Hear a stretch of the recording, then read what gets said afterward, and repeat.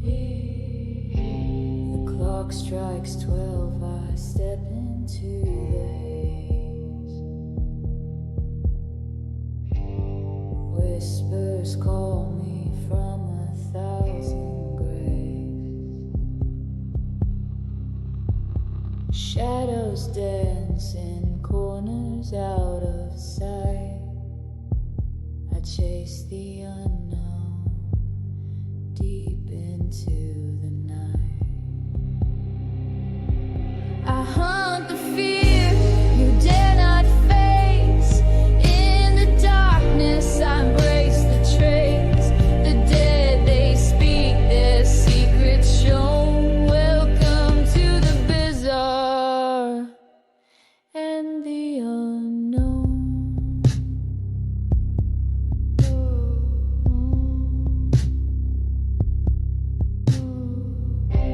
A flicker, a chill, a shadowed hand. The unseen lingers where I stand. Through creaking doors and empty halls, I hear the echoes of forgotten calls. I hunt the fear you dare not face. In the darkness I embrace the trace. The dead, they speak their secrets shown. Welcome to the bizarre and the unknown.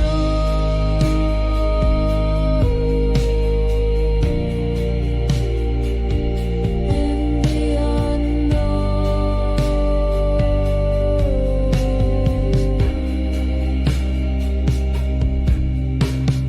Eyes that watch from a place unreal, a touch so cold it makes you feel they're near but hidden, veiled in shade. I walk with ghosts, I'm unafraid.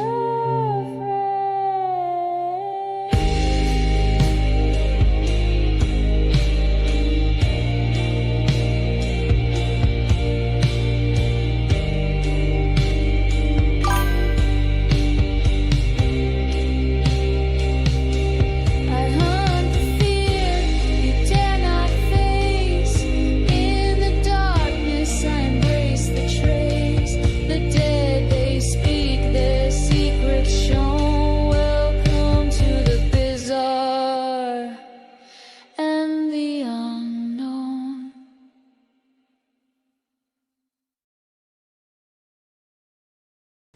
The greatest trick the devil ever pulled was convincing the world he didn't exist. Hey everybody, welcome to another episode of The Bizarre and the Unknown. I'm your host, E.D. Testerman. We have with us today Ryan Paul Tremblay. Hey brother, how you doing? Hello. I'm doing pretty good. How you doing, man? It's been a minute since I've been on here. Dude, yeah. And it doesn't help that I've been busier than a hiccup here as lately. I hear that. That's cool, Jonaside. Jonaside's been kind of telling me about the revamp of the Assassin's Creed Black Flag here. I haven't had the chance to do that yet, man. I haven't either. Cheers. Yeah, I'm interested. Hey, Maximus. What's up, Roxanne? So today we got an interesting subject. On this show, to any of my new subscribers, we talk about cryptids, supernatural, and paranormal. And I like to go to biblical stuff too, because people don't realize, when I'm always talking about ancient religions, and the biblical, stuff we know as the Judaism and Christianity even talks about this stuff too. We're just not told. And I find this interesting because I was listening to the Book of Enoch for like the third time in a row. I love listening to that when I'm working. Hey, Roger. and it's something that I've missed. And part of this doesn't play with what we're in talking about today, but part of this does. I missed a few things because we're always hearing about how the Watchers, and the reason why they were banned from returning to heavens because they mated with the human females and created the offspring known as Nephilim. Okay, giants. So if the angels can breed with, well, I guess it does kind of play because it does go into what we're going to talk about. But if angels can breed with humans and humans can breed with angels, genetically we're going to be similar because we can create offspring. Which version Eric is got a audible credit? No kidding. I'm not for sure, Jonaside. So when I look at this stuff, I always look in Judaism. I always look in Sumerian. I always look in the Quran and all the other stuff that's out there. We're talking about the biblical stuff today. So today we're going to be focusing on Islamic, Sumerian, and Judaism. But it talks about if we can do that, then that means that we are genetically similar to angels, which fits with ancient Sumerians talking about how they would breed with us after they created us. And even they said our offspring that was created between the Anunnaki and the humans was basically an abomination. That's why they wanted to destroy things. The offspring between us was an abomination, very much like in Judaism or Christianity or Islam. It talks about all this stuff in there. And then, so that was two of the kind of the comparisons I was thinking about when we were talking, or when I was listening to the Book of Enoch, which got me to thinking, what more have we missed in this book? So I dove into Judaism, I dove into Islam, I dove into Sumerian, and it's something that I've missed. And I kind of feel embarrassed to have missed this because I always went off what I was always taught. I've always went off what I was read in the modern Christian side of things.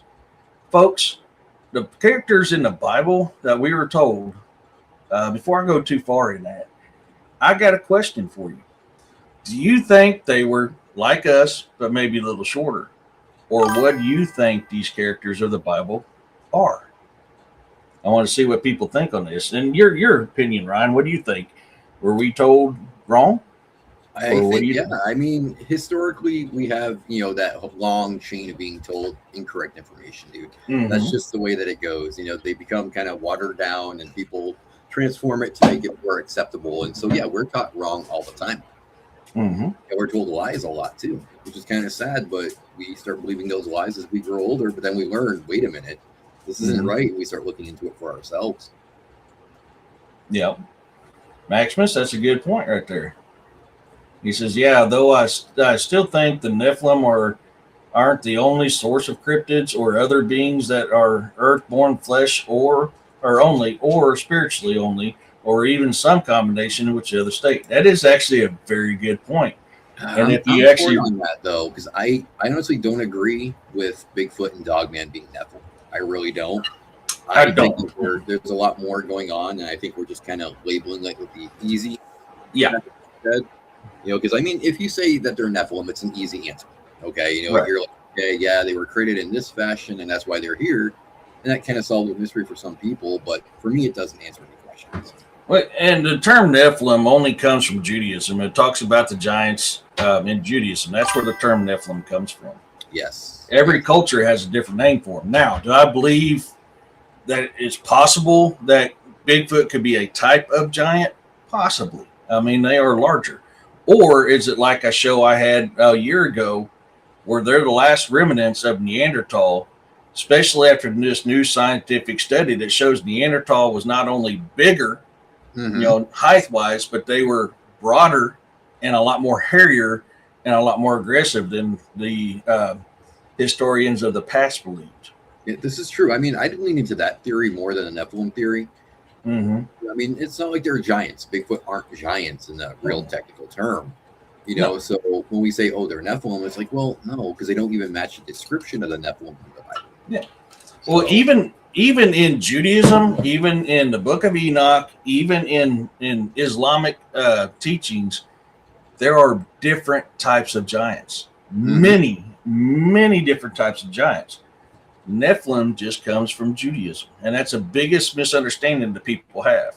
Right. That's just a type of giant, folks. That's just a Jewish stuff from folklore too. You know, we do pull a lot of stuff from folklore and try to apply it to what we're researching now. Mm-hmm.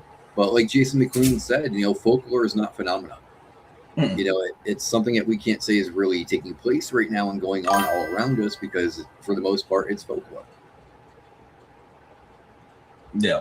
See, and that's something that, you know, I agree with, because we have to understand this.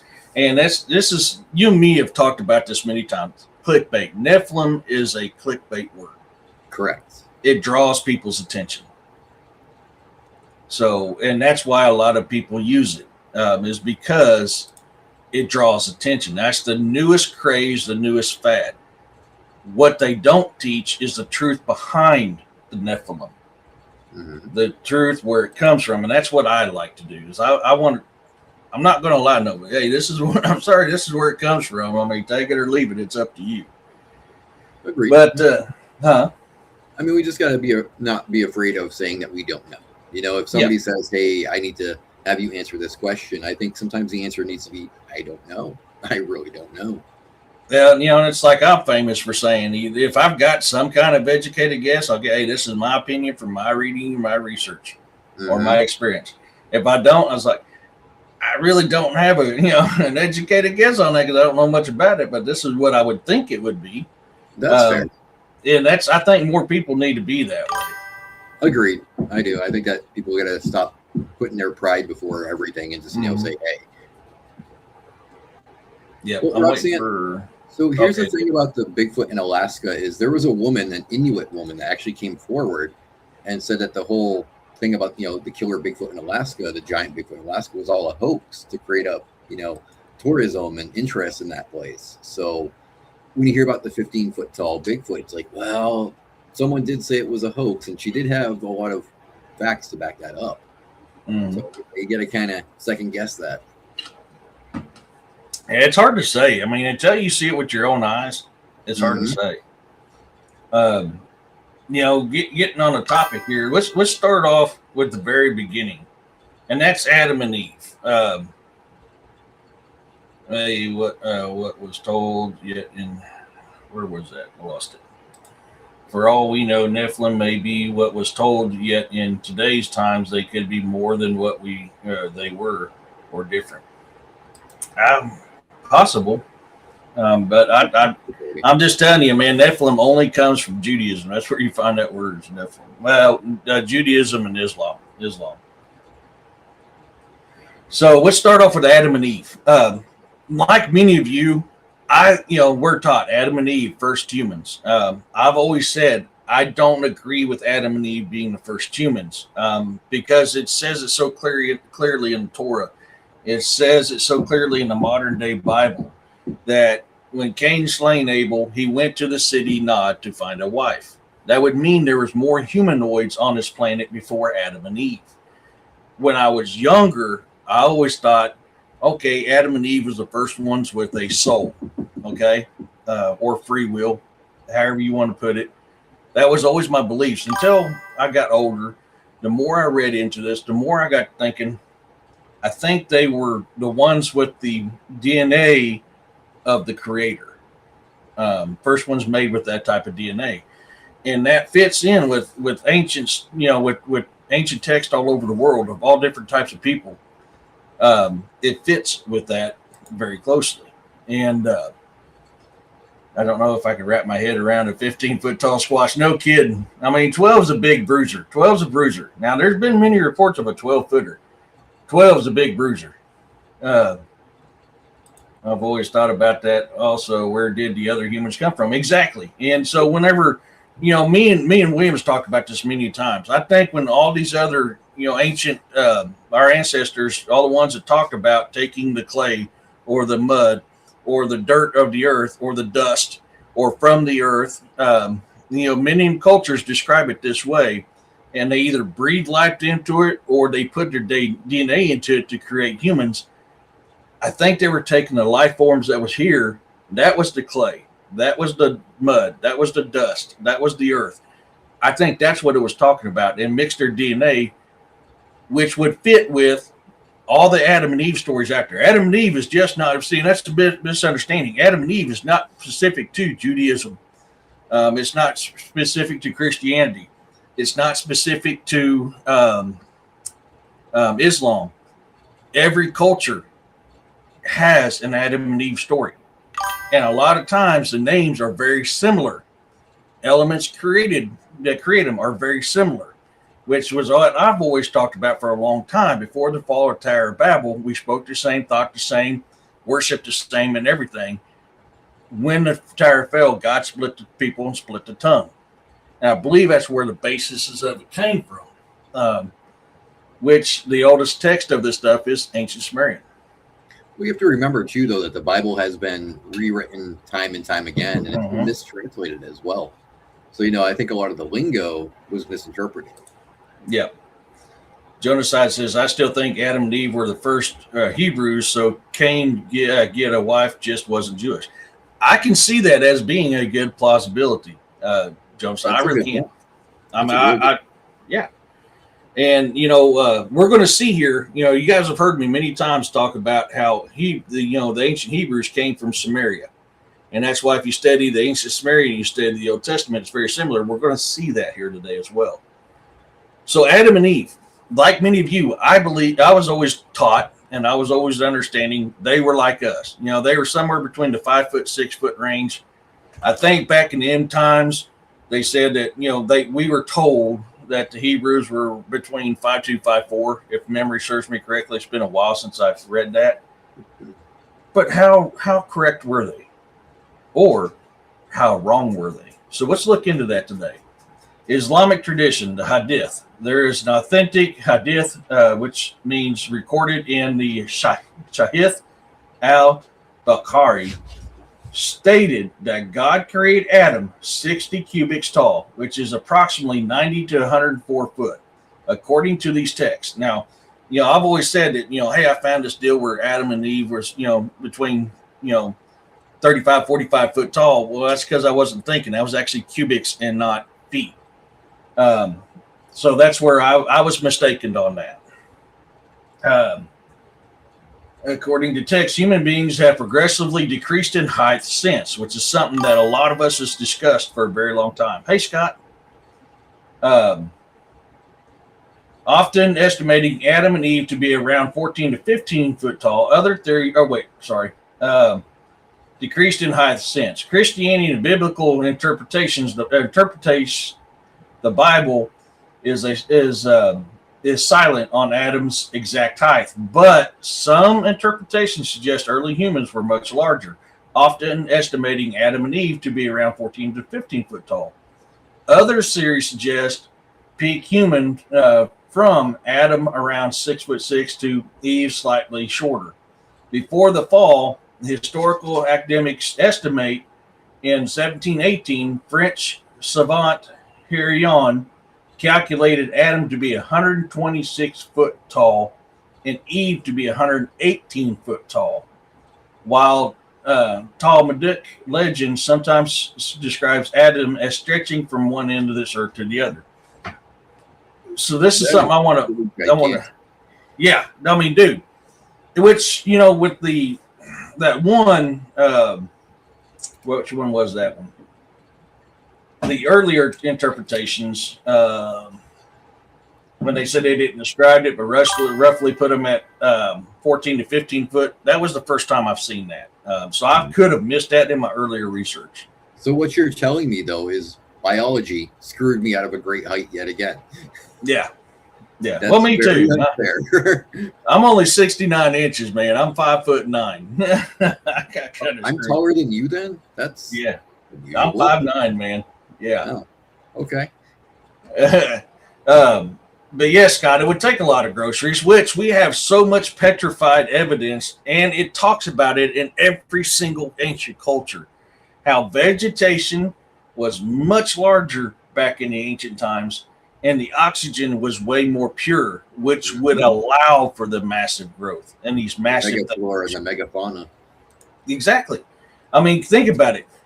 Every single ancient text talks about the flood. And most of them say the flood was created by the god or gods to destroy the giants because the giants had ate everything and began to eat humans. And they also corrupted humans. This is why the flood was created. Many ancient cultures talk about this flood and talk about it destroying the giants and what they did.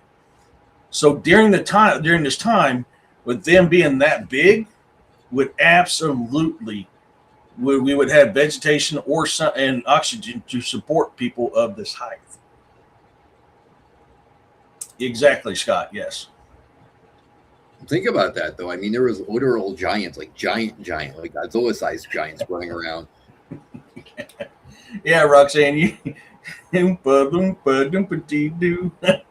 Oh, wow. So she's that little itty bitty one that we can pat on top of the head and be like, yeah, relax. We will know it rains before she does. So when we're reading this, that made me think. And this is why I always kiss myself in the butt. It's like, I don't know how many times I've read this, and I knew about this height change, but I never put it to the level that it was. But the more every time I listen to the Book of Enoch, I learn something new. Every single freaking time I do. I'm trying to find a traditional, I've been trying to find a traditional Ethiopian Bible instead of the modern Ethiopian Bible because that's what I want to listen to.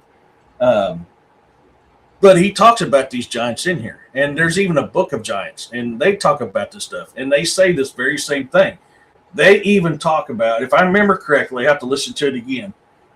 In the Book of Giants, it even puts Adam and Eve to this first one that was talked about somewhere between 90 and 100, was to say between 100 and 150 foot tall. I can't remember the exact number. I wonder if I can pull that up, actually. Was it metaphorical or literal, though? Because I know in a lot of the Bible's context, like it's not really their actual size. It's how they're viewed with reputation and things like that. It's almost like a political thing. Like, they have so much power and so many people recognize them that they're a giant because everybody recognizes them. Well, and Enoch is very specific on that. It says it's not their not their personality. What was that phrase? Anyways, it's not talking about how people perceive them. It's their physical height. He specifically says it's physical height that they are giants. Very interesting.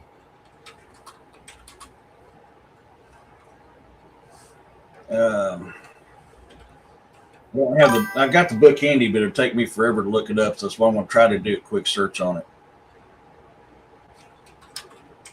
So, Roxanne, do you have horns holding up the halo or what? Who says cool? Apparently, she got that black belt in Chomper Monster Jiu-Jitsu.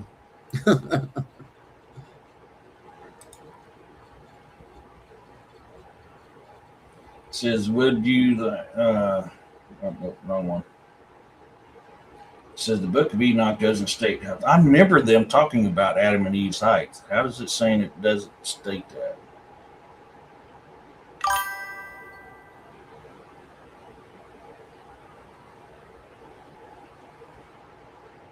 See right here, it mentions the great height of Adam. So how's it saying that? You've been listening to cards, Roxanne.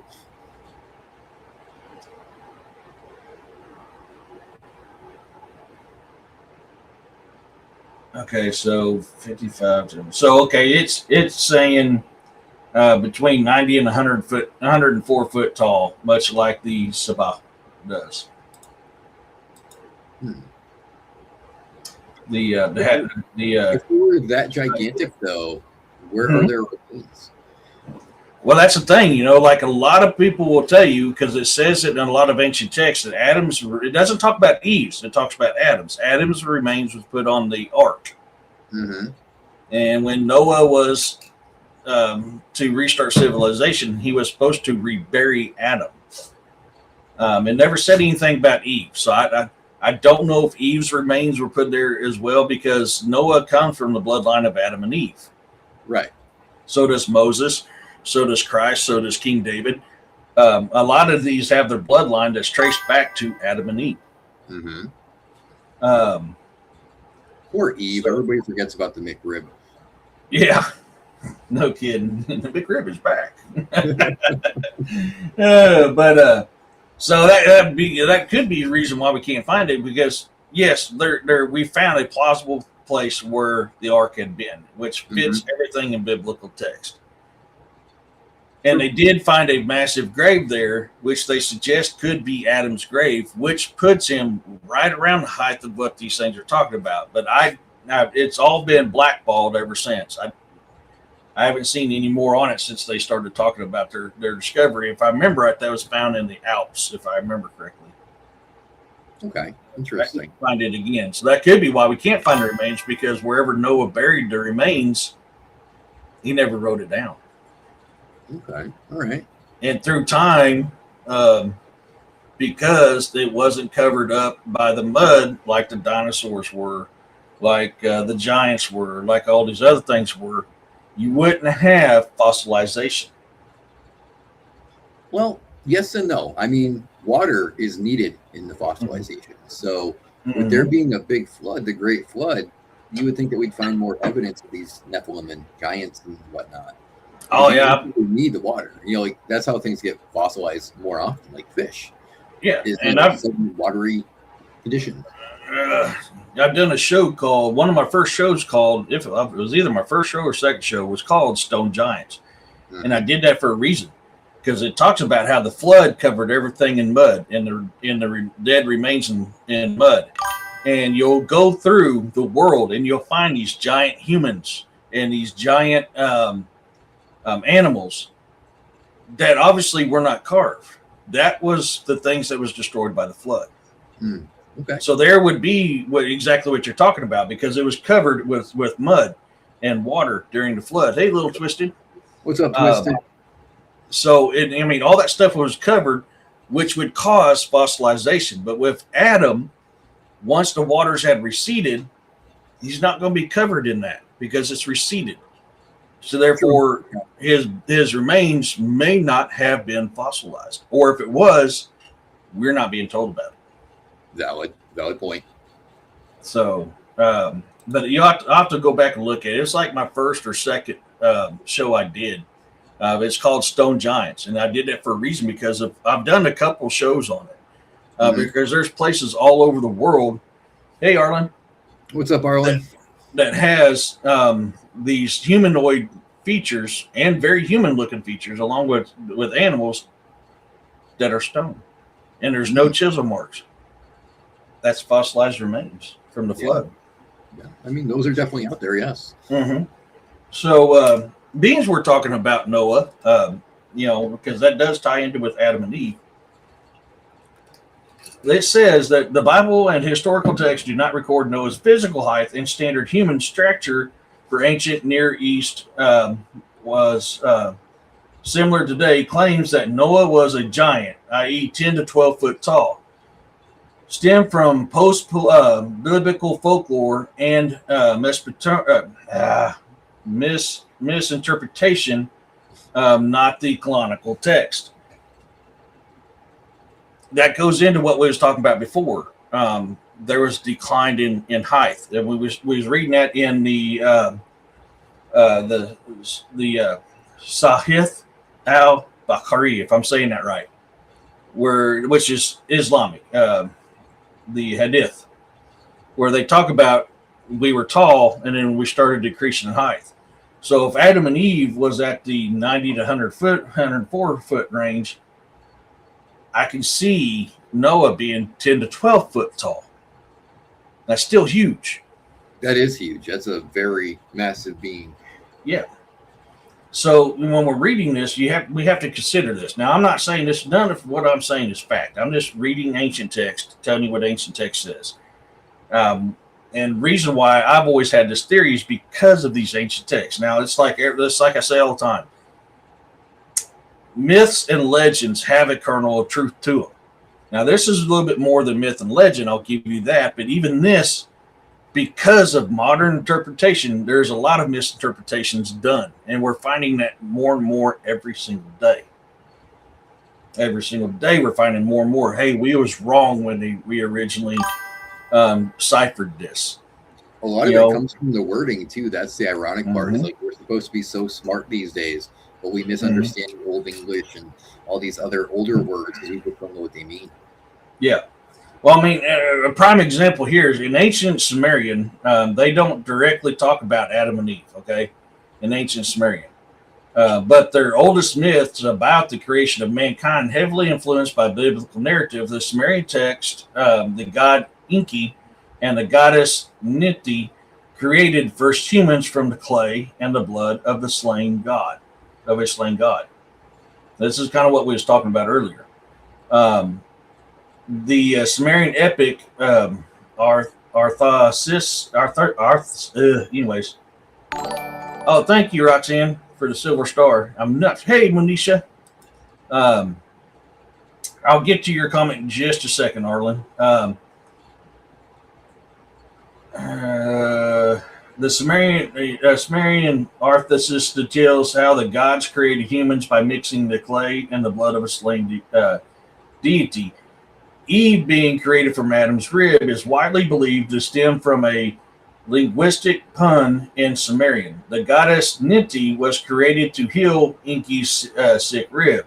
And the Sumerian word Tai, which is Tai, and I'll put this in here, or Ti, which let me put that in the text for you guys, means both rib and to make live, making Inti the lady of the rib or the lady who makes live. The Sumerians wrote about the paradise called Delmun, described as a pure, clean land from sickness and death, which shares thematic roots with the Garden of Eden. So in here, even though the Sumerians don't directly talk about Adam and Eve in a way is still created, which is very much like all the rest of the ancient stuff that we was talking about. Mm-hmm. Arlen says the reason they find sea creature fossils on mountains is because of the flood. Yeah. Yep. Oh, yeah. Yep. I agree with that. I mean, here where I live in southwest Missouri, this was ocean land at one time. Then it became swampland.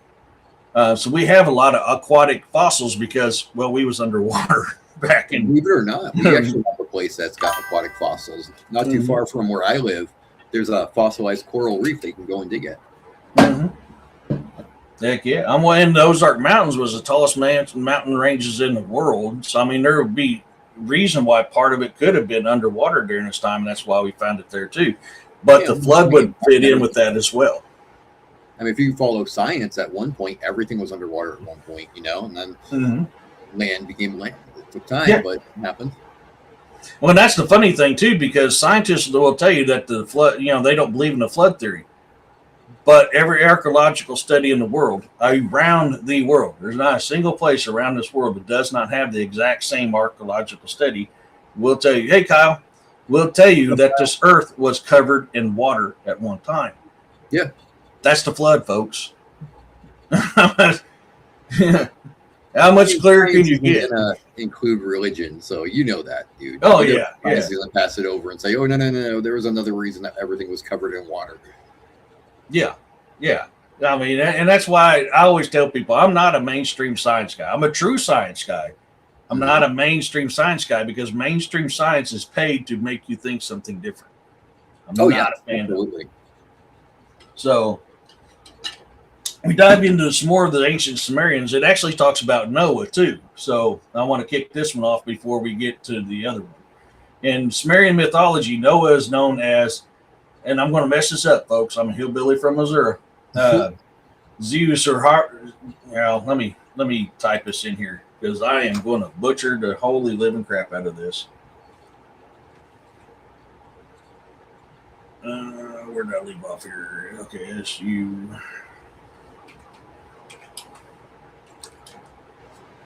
I'm going to put both of the names in here because when I go to pronounce this, you guys will understand what I'm trying to get at.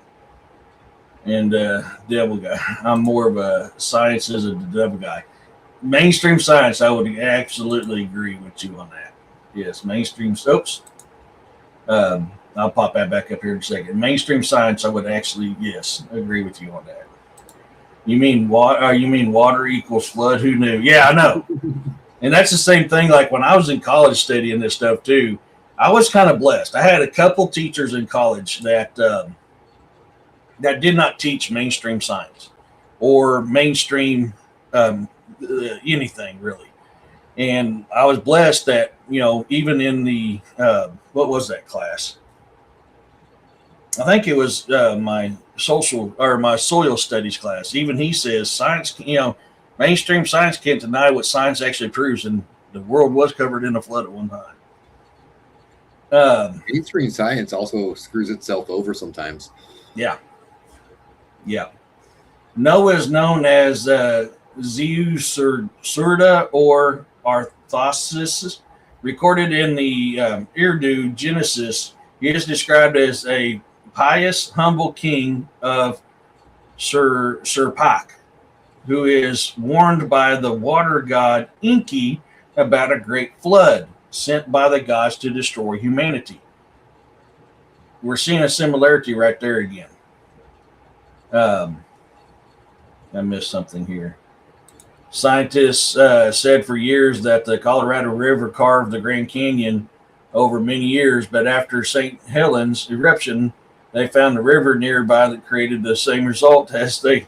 Yeah, and I grew up in mainstream school being told that the Grand Canyon was carved by an iceberg. Yep, that's what I learned too.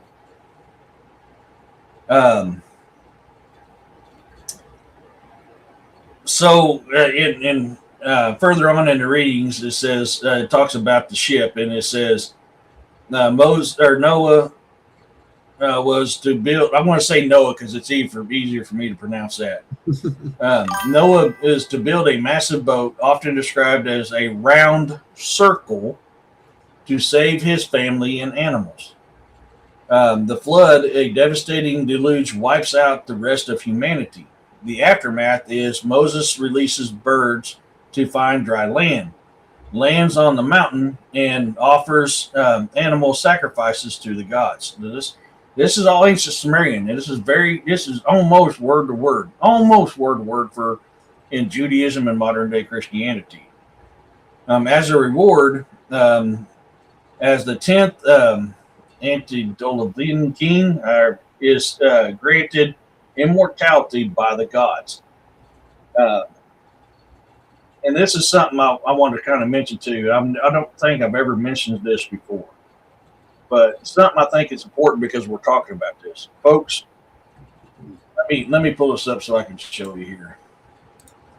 What I want to show you is that I'm not, full of malarkey here.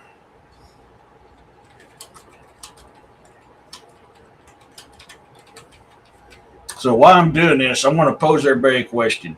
When you remember hearing, hey Scott, when you remember hearing about the flood, what was the bird that Noah supposedly sent out to find land? I heard it was a dove. Mm-hmm. Now let's see what else, and I'll tell you what I was always told too. Yeah, I know I am, Roxanne. So Ryan, dove. I'll tell you what mine was. It's similar to what you said, but yes. It's mistaken. Yeah. Everybody else, does everybody agree? It was a dove or a type of dove. Arlen says dove. So let me ask you this. I was always taught it was a white dove. Mm-hmm. You all remember that? And that's why that's the symbol of Christianity, white dove. With the olive branch? Yes. Yeah, are you all in agreement with that? The white dove. Manisha says dove. Yep. We're going to be talking about this, Roxanne, because I am the same with everybody else. A pigeon, folks. Let me pull this up so you know I'm not full of crap. I didn't have this in my notes. I had to quickly look this up, and I can show you where we've all been lied to. A white dove was created in 1949. Huh. So how in the world, unless the flood recently happened, did a white dove find land?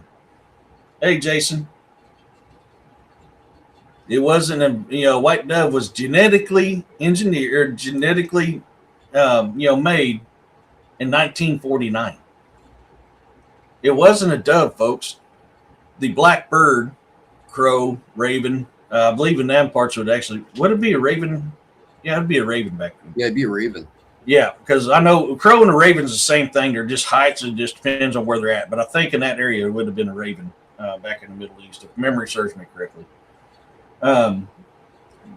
Sending out a black raven doesn't sound as sexy as a white dove. It doesn't draw in the attention. It sounds sexier to me, man. I mean, white dove and ravens, though? Heck yeah, raven. Well, I am too. I mean, I'll agree with you 100%. Give me the raven. And not only is it true, but it is also raven is talked about very highly in Nordic mythology, Native American mythology, and mythologies all over the world. Wait. Raven. So when that raven came back, was it kind of like a early version of Edgar Allan Poe? And it was like, I found shore. Who's rapping? Who's tapping at my chamber door? But, so that's something we have to consider. This is another lie that we've always been told. And I don't think they did. Well, I mean, they could be lying to us because they don't want us to know the truth. I think they lied to us, and it is a lie. I know it's going to piss a lot of people off, and I'm sorry, but the truth's the truth. They lied to us. A white dove sounds sexier to a raven to draw in more people. It's more peaceful. I think is what it is. Kyle says, my mama told me before she passed I had the best heart of any of them. She gave birth to, made my sister so mad. She caused me to, she caused me. Oh, never mind. I thought you were saying something else. Maximus says, I can't remember. Oh, Kyle says, when I told her. See, Melissa says, I'm getting better. That's good. I'm glad to hear that. I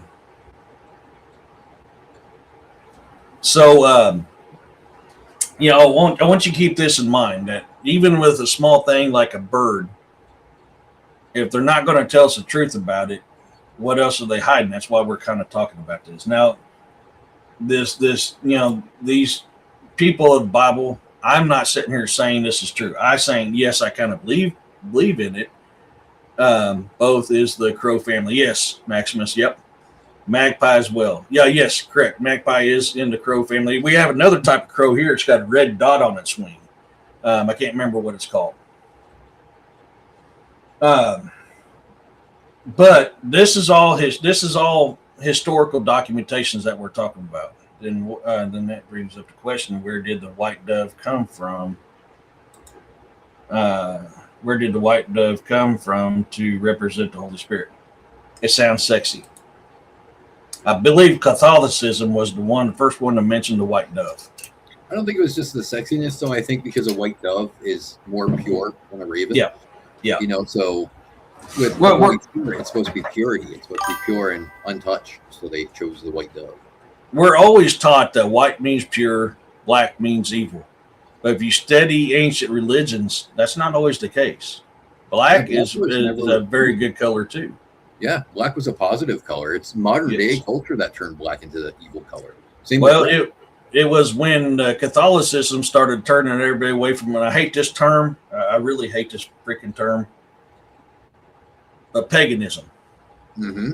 That is when they were wanting to root out paganism. Paganism was a term that the Catholicism used to discredit anybody who didn't believe what they did. It was demonizing that type of people. That is where paganism comes from.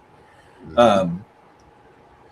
Beings, the raven, was such a high valued animal amongst the people.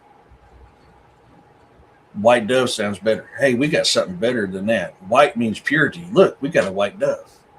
But, I mean, white dove didn't come around to 1949, so, I mean, I could be wrong. There's kind of an irony there, though. They think black is an evil color because priests wear black all the time. So exactly. You're wearing an evil color, and you're going to preach against the color, but you're wearing Well, I think it's actually dark brown, but at a certain level, you start out with dark brown, and then I think at a certain level you go to black, and then it's red, and then it's white. Mm-hmm. If I remember correctly. Hey, Christopher. Yeah, I don't. I know you do, Jonas. I'm not a fan of paganism, dude. I always tell people I'm not a Norse pagan. I'm Norse, man. They do, because that's a modern term, though, Roxanne.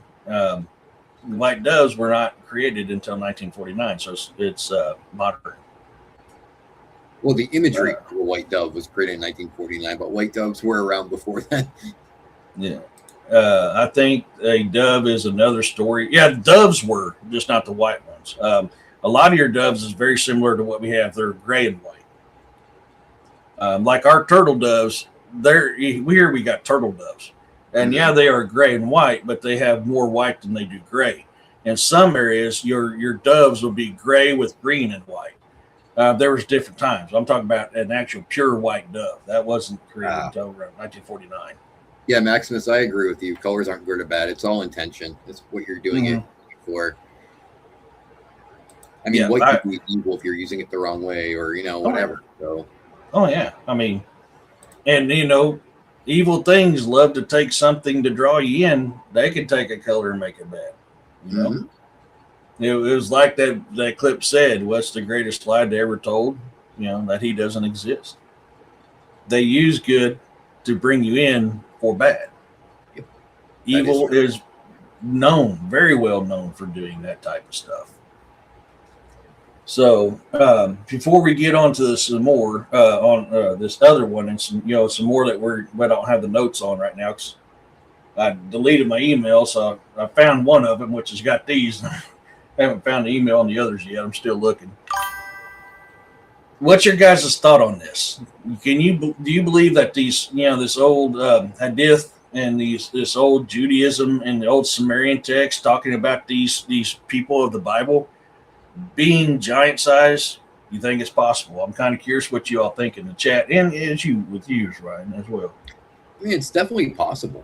I mean, we weren't there, we weren't around yet, so we can't say it definitely didn't happen. It'd be kind of cool if it really did, though. I mean, I like to think there's giant kaiju-sized people running around. That's kind of neat to think about.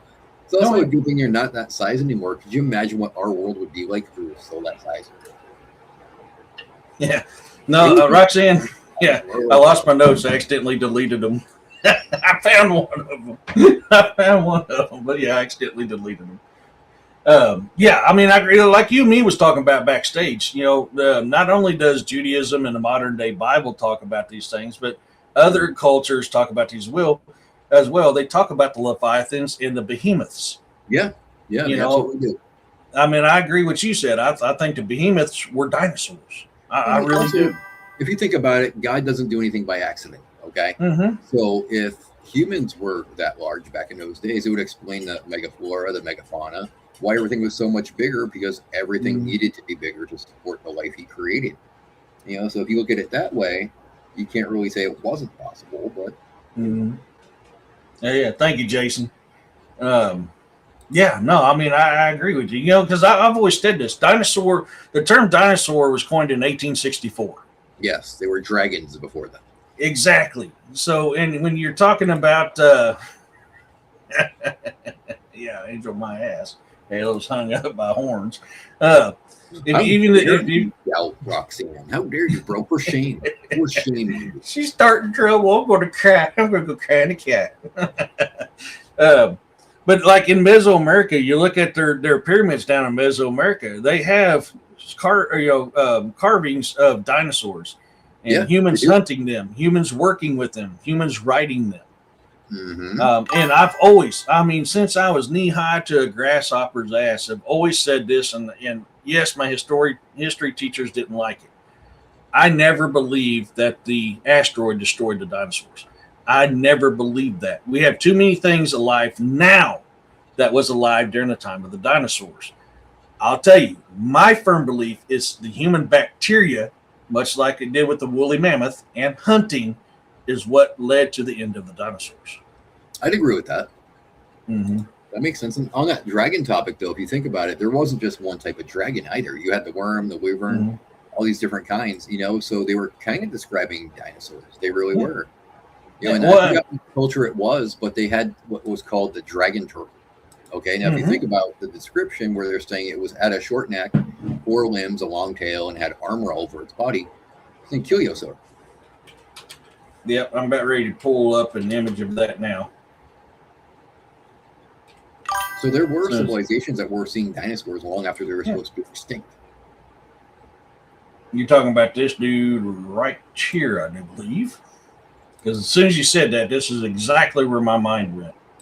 Because this is what I always thought too. George, what's up? You talking about that? Yeah. That's exactly what I'm talking about. Yeah. Hey, George. Yeah, that's exactly. Didn't have the name Ankylosaurus, but you know, if you were an ancient person that saw this, you know, you'd think, oh, it's a turtle, but it's a dragon too. Yeah. You know, so they call it dragon turtle. Well, in every single culture will tell you there's fire, there's water, there's air, and there's land dragons. Some can fly, some can spit fire, some eat meat, some do not. Some are more aggressive than others. Every single, it's what we call dinosaurs nowadays. Exactly, 100%. So, people are still seeing them. I mean, like, you know, yesterday when I did that show with Jason McLean, he saw a flying dinosaur. Well, I mean, seeing the pterosaur, people are seeing even raptors. I mean, I took a report here in Arizona where they saw raptors. Yeah. Well, I mean, look at one. There's two types of descriptions of the Thunderbird. Depends on what part of the country you come from. One part will tell you that a Thunderbird is a giant eagle. Another one will tell you that it's pretty much a pterodactyl, a pterosaur, a pterodactyl. Like, I think the problem with that though, bro, is that the pterodactyl description is just modern day people taking what is more familiar to them on the bird legend. Because if you talk to any First Nations people, none of them describe it as a dinosaur or a reptile or anything along those lines. It's a great bird, and it's not even a physical being. It's like almost a godlike entity. Well, I mean, was it the Inca that's up there in Alaska? No, Indian. Oh, what tribe is that up there now? I forgot. Inuit. Thank you. My God. Inuit would tell you that it's a giant eagle-like creature that swoops down and eats killer whales. But you go to other cultures, and they are described as a lizard-like flying bird. And their wall paintings, you know, the pictograms would look like a pterodactyl. I'm not saying it's a pterodactyl. I'm saying it looks like a pterodactyl. It could be any type of those pterosaurs. Those were stylized, though. So when we're seeing cave paintings, they weren't trying to be naturalists. They weren't trying to, you know, paint exactly what they saw. They painted how they knew how to paint. So a lot of stuff was stylized, you know. So what we misinterpret as a pterodactyl was probably a feathered being because they probably didn't know how to paint all the feathers on there.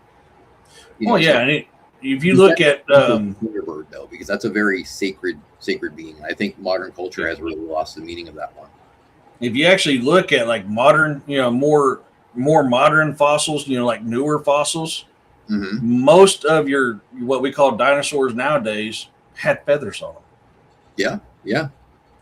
That's actually why I believe some of these reports that I got about raptors in Arizona, because they did not describe Jurassic Park velociraptors. They described small, angry little chickens. So when they mentioned that, I was kind of going, oh, well, this is scientifically accurate. Your older dinosaurs didn't really there wasn't very many of them that had feathers on them. But your newer ones before the extinction period showed them having feathers on them. So they were, in a way, I believe in evolution, but I don't believe in evolution like what we're taught. I believe we evolved to fit our environment.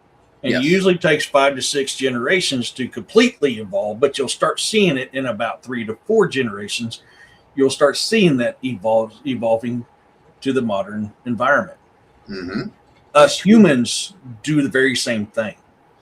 Well, what's really interesting, though, is if you look at it, it was the predatory dinosaurs that were starting to get the feathers. Yes. It wasn't Triceratops. It wasn't the Brachiosaurs, the Brontosauruses, the Apatosauruses. It was Allosaurs and Tyrannosaurs. You know, raptors, the Utah raptors. So it kind of makes you wonder why the predatory dinos were getting feathers and the prey dinos were not. Yeah. And a lot of your dragons from ancient history, guess what they have on them? Feathers. Yeah. Feathers. So we're seeing a combination between a fossil record and sightings that either were drawn on the wall, sculpted, or written about. Yep. You're literally seeing that. And it all, but hey, we're not historians, and we're not archaeologists. We're scientists. So, what do we know? We're stupid ooga booga people. Honestly, that's how they think of us, and that is exactly what my science teacher taught me. Yeah, I mean, not wrong. Not wrong at all. My science teacher taught me something very important. I still live to this day when I was in college. He says science, history, and mathematics and everything else, whatever is up in the current times, is only as accurate as the person who discovered it until that person dies. And then the new stuff that was always criticized comes to light as being true. The old people don't want to lose their money that they're making when they're proving wrong, so they fight you. Mm-hmm. And that's why you'll see people like, Mud Fossil University, Roger, oh my God, why I forget his last name? Roger, Roger from Mud Fossil University. He's discredited so much because he's proven these guys wrong and these guys are still alive. But once these guys pass away, sadly, I don't know if Roger will still be around or not when it happens, because Roger's up there in age too. He's pretty long in the tooth. A lot of times it's after that person who discovered it that they criticized, he becomes popular. Most times that's when that happens. But I mean, all this stuff is, oops, I missed a couple comments here. Okay, yeah, that's it. Okay. But we're seeing all this stuff. So that's why I always say you have to be careful, even with modern religion.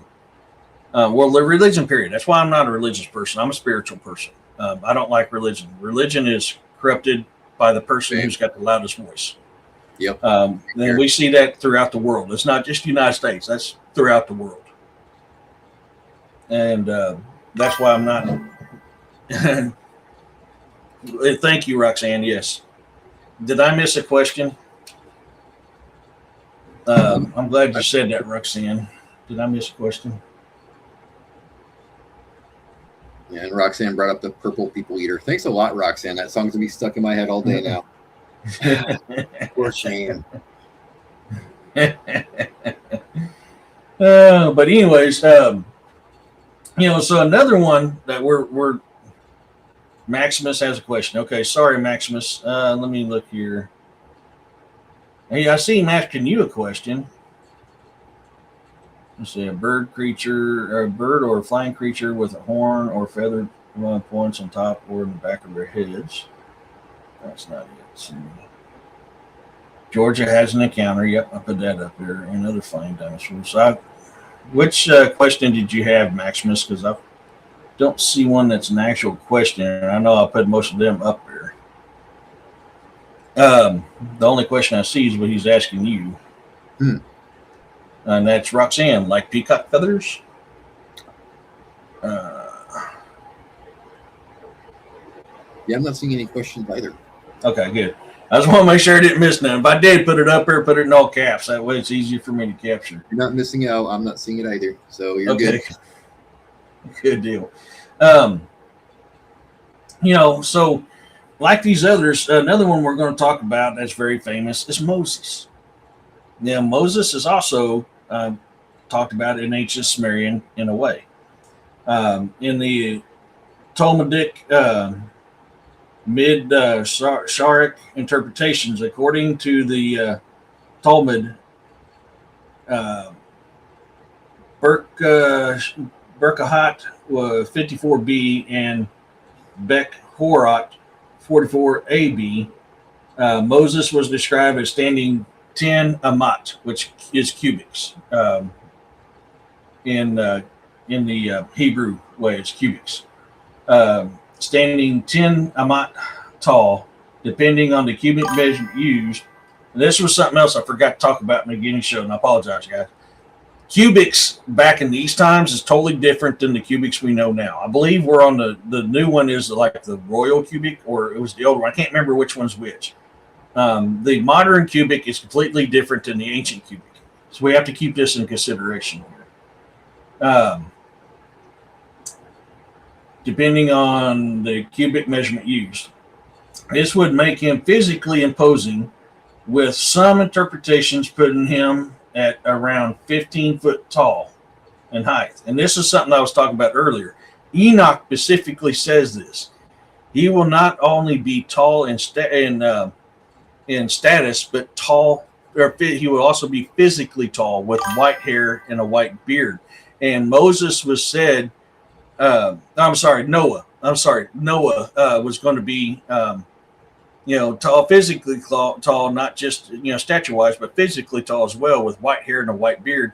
And when Noah was born, he could speak.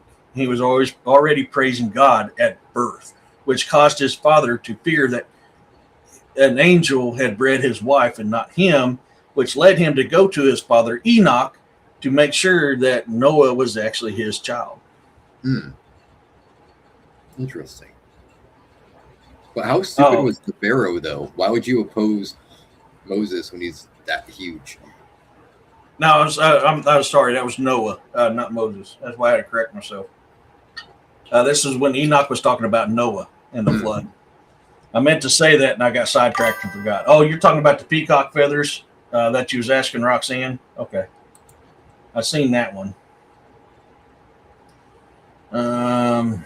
Sometimes a new discovery on something already known adds to what was once known in a limited way. Yes, yeah. Making the first true, but not with all truth to speak. Yeah. Which goes back to, like I was saying earlier, every myth and every legend has a kernel of truth to it. Yes. Things are misinterpreted or switched around because before there was written language, there was verbal language.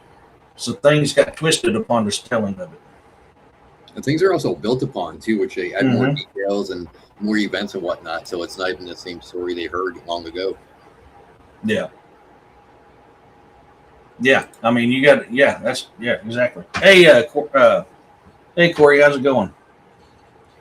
Back to this one here. It'd be 15 foot high. However, many Kabad and classical scholars suggest that this was an allegorical description symbolizing his unmatched spiritual greatness rather than his literal physical Islamic measurements. Islamic traditions in the Sahih Muslim Hadith, the Prophet Muhammad describes Moses or Musa as tall, dark-skinned man with distinct physical proportions.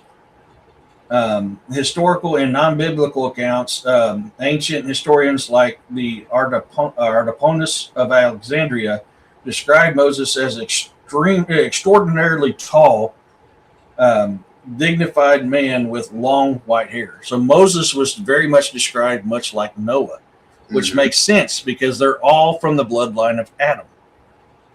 Which again, though, I mean, if Moses was that tall like Noah was, why would the Pharaoh stand against him? I mean, any dude that tall, I'm going to think twice about taking off. Well, yeah. And, if you actually read ancient Sumerian when it comes about Moses, the Sumerians never mentioned Moses as their civilization collapsed around 2000 BCE. Hundreds of years before Moses is said to have lived, however, older Sumerians and the Akkadian literature feature stories that closely parallel the biblical account of his infancy and the early chapters of Genesis. The most prominent parallel in the Sargon birth legend, which dates to the Akkadian Empire ruling Sumerian city-states around 2330 BCE, written on the ancient tablets. This story recounts how King Sargon was born in secret, placed by his mother in a reed basket, cast upon the river, and later rescued and raised by a gardener. Many scholars believe ancient Israelite scribes adapted the widespread Mesopotamian motif for the biblical story of the baby Moses. Additionally, ancient Sumerian mythology contains earlier iterations of an event like the Great Flood, such as the story of Noah, and the Epic of Gilgamesh, which eventually served as the foundation for the story of Noah. Okay, there you go. Do you need a break, Ryan, to get something to drink, or are you good to go? I'm good to go. Okay, Roxanne, we won't do a commercial today. Then we'll keep popping. Oh yeah, get that tick, Corey. So I mean, you're seeing that, you know, Moses and Noah and all these people were talking about in ancient Sumerian as well. So you're seeing that it's the same, but it's got a little bit of a twist to it. Instead of the pharaohs finding Moses, it was, you know, somebody of royal stature who sent the baby down and was taken care of by the gardener instead of the gardener sending it around and the pharaoh taking care of it. You see what I'm saying? Right. So it's similar. It's got a twist, which happens. It is exactly what you was talking about and what I was talking about a little bit ago, where stories get twisted through telling when it's not written down. Mm-hmm. Things change. Mm-hmm. Manisha said when her children were born, she had a Moses basket. That's cool, man. How cool is that? That's awesome. The description I once saw of the first feathered dinosaur had different colored feathers: blue, green, red, yellow, but I'm not sure if scientists know of the actual colors. It could have been an image based. Yeah, I think those were image based. I know what you're talking about. That's very similar to what I was talking about earlier with the newer fossils that's being found. You know, fossilization that happened after the supposed death of the dinosaurs, you know, where they were going from the more of the reptilian to more of the feathered things. I mean, look at a chicken. A chicken's DNA is the closest thing to a Tyrannosaurus Rex than anything else. That's a damn chicken. How the tables have turned, huh? T-Rex is around eating everything, and now we're eating the T-Rex's relative. Yeah. T-Rex went from eating us to us eating T-Rex. Darn right. Life found a way. How the mammals have taken over the world. So, let me close this one down because I'm done with this part here. I can shrink that down because I'm done with those notes. So, I mean, we're seeing here in multiple different cultures from the same area, the Judaism, the Islamic, the Sumerians, all that is in the same area. They're all right there. That's where Samaria was. That's where Jews were. That's where Islam was started. But we're seeing a very similar description of all these characters in, you know, Enoch. Enoch's the only book you'll find nowadays that will actually talk about this. Chipped his wrapper. I used to think the same thing when I used to partake of the broccoli, Roxanne, but in all actuality, chicken's DNA is the closest thing to a chicken DNA is a T-Rex. So wait, would a T-Rex taste like a chicken, or does a chicken taste like a T-Rex? That's a good question. I would have to say a chicken tastes like a T-Rex because the T-Rex was before the chicken. And T-Rexes are some pretty good eating, then. All right. Yeah, they are. I got to go back to the Ooga Booga days and eat me some T-Rex. So dinosaur nuggets are made from real dinosaurs. Yeah. Well, you know, I went, several years ago, I went spoonbill fishing. It was the first time. Hey, Jeff, first and only time I've been spoonbill hunting. It was great. I caught a 70-pounder and an 80-pound spoonbill. 75 and 80-pound spoonbills. That was that was my limit. That was the two I caught for the day. And when I brought them home, I used to tell my kids, we are eating dinosaur right now. And they didn't believe me until I showed them. Yes, spoonbill was around in the prehistoric time. So when you're eating a spoonbill, you're literally eating a dinosaur. Yeah. First tastes pretty damn good, too. Maybe that's why they went extinct. We realized how good they tasted. The man was like, ooh. Yeah. Well, I mean, a lot of your stuff will tell you they ate stuff like that. Mm-hmm. Raptors had the same as any bird bone structure. Most of your reptilian type, now called dinosaurs, did have the hollowed bones. Yes. Yeah.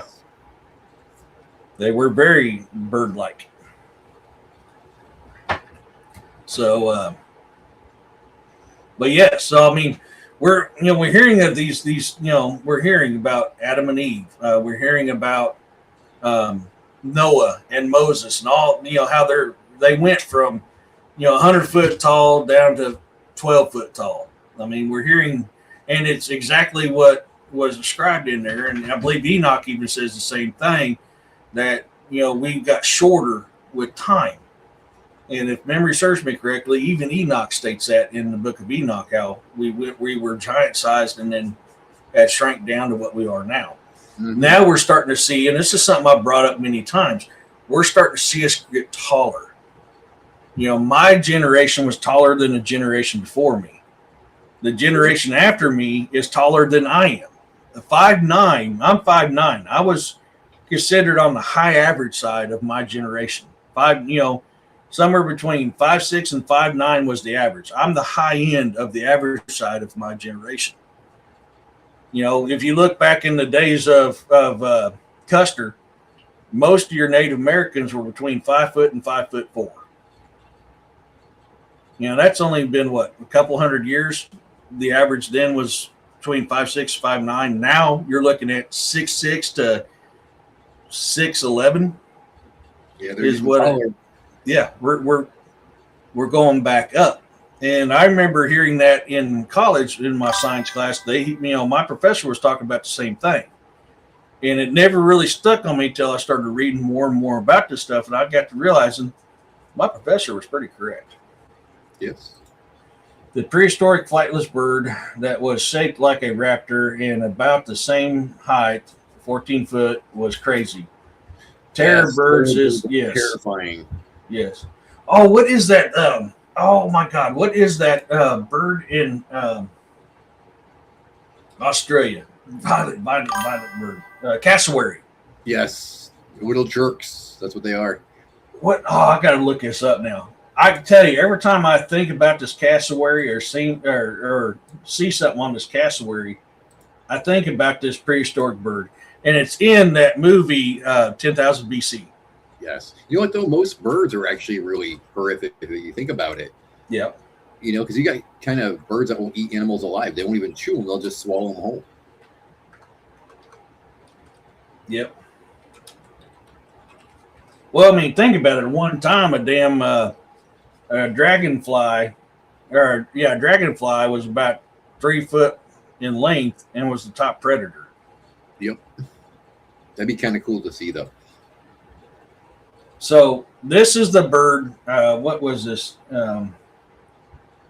Scientifically version of the prehistoric Phoruscus. I can't even. Yeah, I'm American. I can't speak Latin. I swear they put everything in Latin to confuse us so we make us dumb. That's it. Okay. You look at that and you think about a cassowary.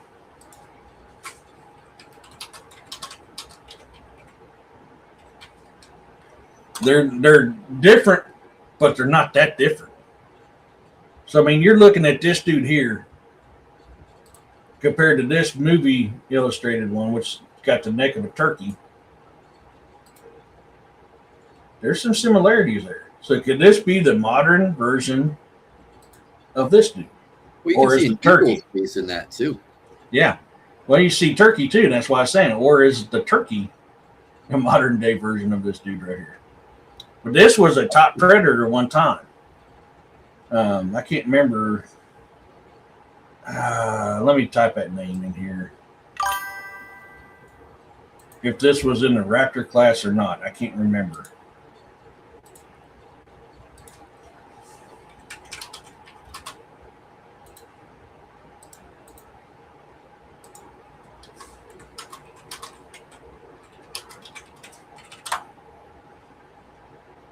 No, okay, it wasn't. Oh, here's a better picture of it.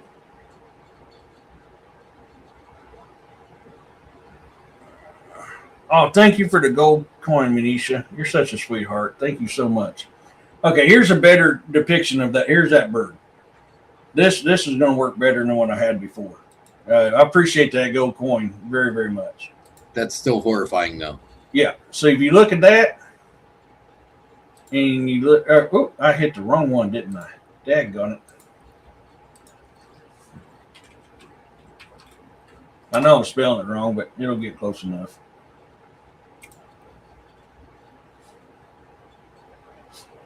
So you look at that, which has got a lot of different similarities of different types of birds. But you go back to that there, it's not out of the cloud. This has got a lot of eagle features to it too. Look at that beak. Most it's definitely. got that raptor, that what we call raptor birds now. Yep, the bird of prey. Mm-hmm. So with with them evolving to times, that could be what that is. I mean, looks a lot like a ostrich or a emu with the body shape to it. But this is a predatory bird, just like an ancestor of that one. That's a very big predatory bird, too. Yeah. So, I mean, if these things are evolving and changing to fit the modern day environment, it's not far fetched that what we call dinosaurs nowadays have changed completely compared to what they were. At one time, they had no feathers. Then they had feathers. Then they supposedly vanished. Mm-hmm. If rhinos had two horns on their head to go along with their nose horn, they would basically look like a triceratops for the most part. I have believed that for many years, and there was, I think they're all extinct now, there was, at least in the 80s, some rhinos that still had two horns on their head. They just went from here to here. They had that short one and that tall one. But I've always thought that very same thing, that a rhino to me fit a triceratops very well. Yeah, it's the project of adaptation. That's what it is. Yep, exactly. They didn't need the horns on their heads no more. They needed them on their snouts. Exactly. The ancient bird, it said it was from South America on the pick. On the pick. Yep. Well, and you got to understand too. We have now, from what we was taught about humans in the United States, goes way, way, way, way further back than what we taught in grade school.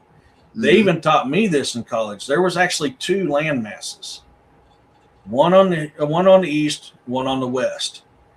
So you had the Chinese people coming over from one side and the European people coming over from the other side.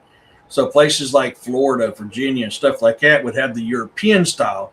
That's why a lot of the Native Americans that way. And that's why if you actually study the DNA of the five, what they call the five civilized tribes, fits it has the same DNA as the Judaism, which is why they're believed that they're lost tribe of Judaism or of Judah. They would come across from that European side and come down. So if that's the case, the migration would allow, because they talk about this too, humans followed the prey, and prey followed the humans and the other prey. It is not out of the realm of possibility these things came from here and wound up here. If you had land that they can travel on and come down, hey, Big Island, they absolutely could come from here or here and be here now. Yep. Where they weren't before. Correct. It has been scientifically proven there was two land masses back in the Ice Age. I think we're going to have to jump down, though, brother. My dog's getting all nervous because of storm. Oh, no worries, bro. I appreciate you coming on and talking about this. Oh, no problem, dude. I'll come back on again soon. Oh, yeah, man. I always enjoy having you on. I've got to get some more stuff figured out. And I couldn't remember what our topic originally was going to be about because I forgot to write it down, I guess, because I looked at my notes and couldn't find it. I think we were going to talk about the big W and the SWs, but I could be mistaken. Oh, yes. Let me write that down so I don't forget. I could be wrong. Don't quote me on that. I could be wrong, but I could be right also, which would be a rarity, but, you know. All right, so I will catch you, brother. Let me get my doggy outside, and so that way he's all good and doesn't have to pee in the house because he's nervous. No, yeah, man. Take care, everybody. Thank you, Super. You're awesome, brother. You take it easy. We'll get you back on again soon. Super, you're awesome, man. Thank you so much for that. You're a badass, man.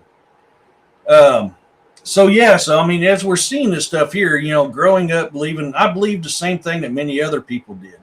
And so when you dive into these ancient texts, you know, go back further than what we're taught now, you're seeing that these people were way taller, which fits with a lot of what we always talk about on here. I mean, we're always talking about this stuff. You know, how people were taller, things were taller. You're now getting it in a lot of these old texts from Samaria, from Islam, from Judaism, from no, that was it. Sumerian, Judaism, and Islam. which Christianity, modern Christianity, comes out of Judaism. That's why I didn't really kind of put that one in there, because it's based off of old Judaism.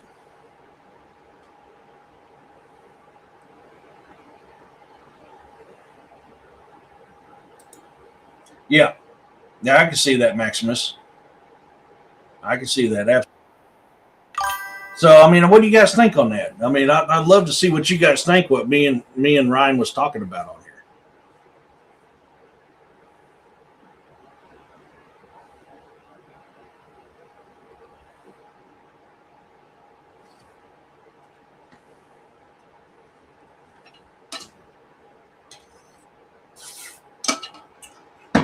Yep. Yeah. During the Ice Age, both sides of the U.S. was connected by land bridges during the last Ice Age. And in all actuality, the oldest civilization in the United States is on the East Coast.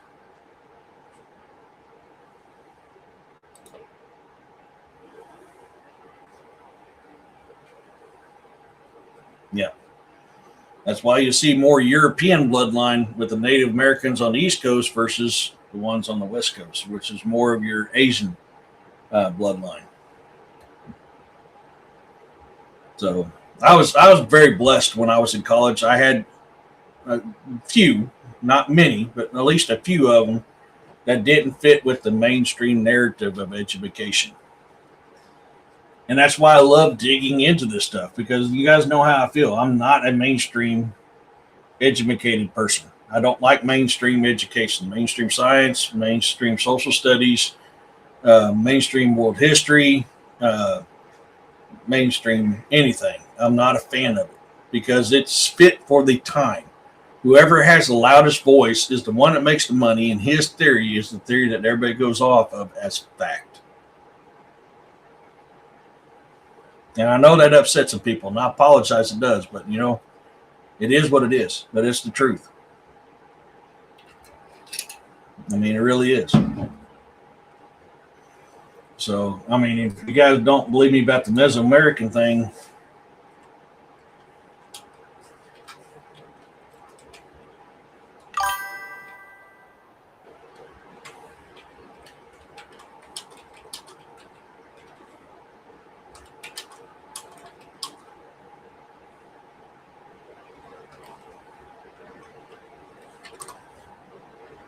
thanks, Maximus.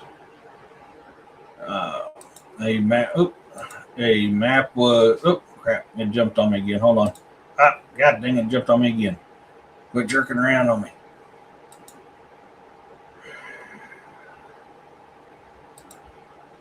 A map was found, and as it was analyzed, it was Antarctic before it was covered in ice. Yes, you're talking about the Pyrese map.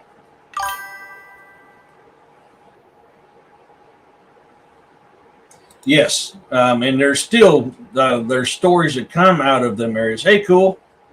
Um, there's still stories coming from Canada, Alaska, and places like that that they'll find thawed out mastodons, and they're eating it. I've heard plenty of stories of that.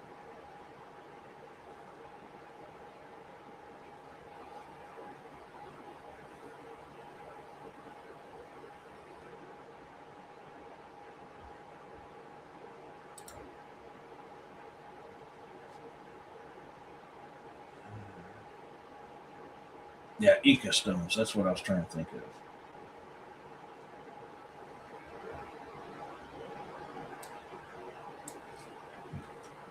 Eco.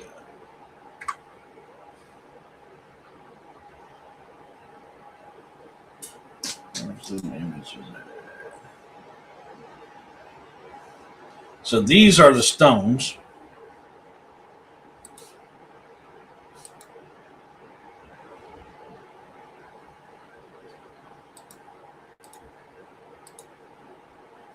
That depict humans with dinosaurs and different types of dinosaurs.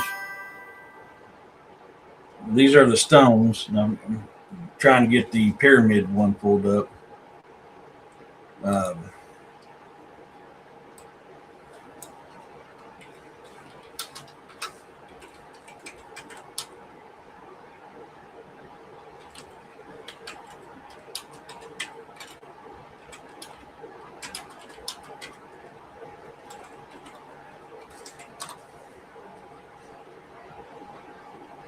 There it is. That's what I was looking for. You have stuff like this right here. These are carved on the pyramids. I mean, these are the stones, but you got these carvings on the pyramids in South America.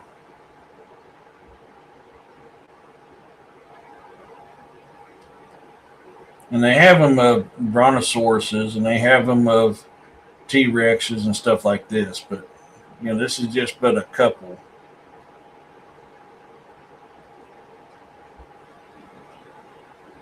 I don't remember this one.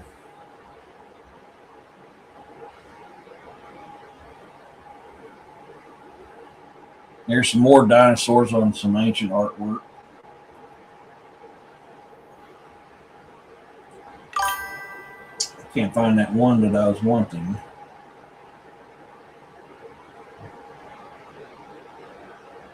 Keeps wanting to go back to the Ica stones, and I wasn't really wanting Ica stones. I was wanting the pyramid. But I'll have to look through my stuff. I have pictures of them on my book, or on my notes, but I have to go through them. But I mean, you got Stegosaurus right there. Not the ones that I was wanting.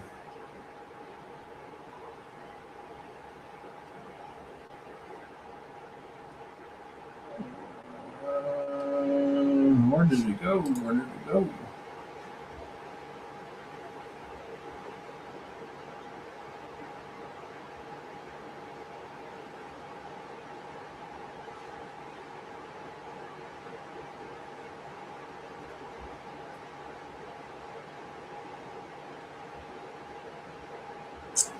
Oh well, so I have to try to find. I've got them on in my notes somewhere.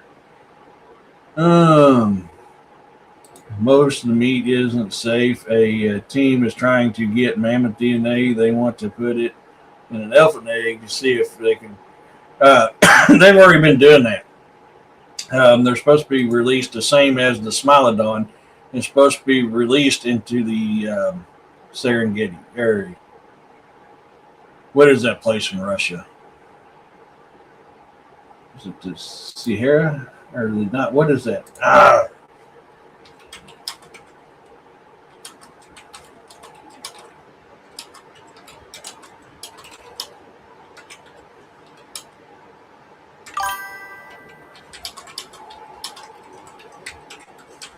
As soon as I see it, it's going to pop in my head.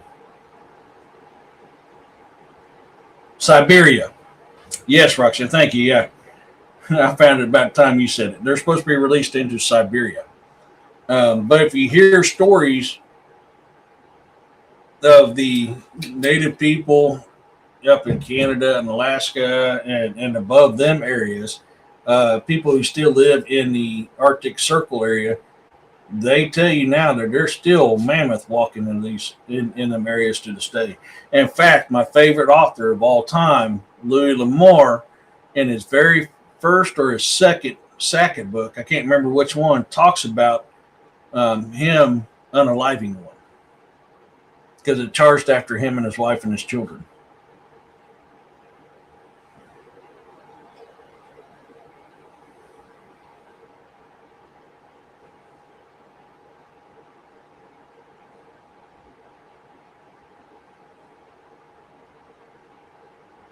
Well, I mean, so you had your mastodon and you had your mammoth. I believe, I can't remember what was the taller of the two.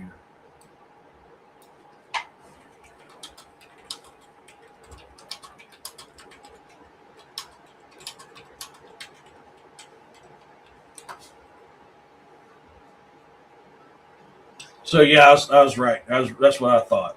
The mammoths were taller than the mastodons.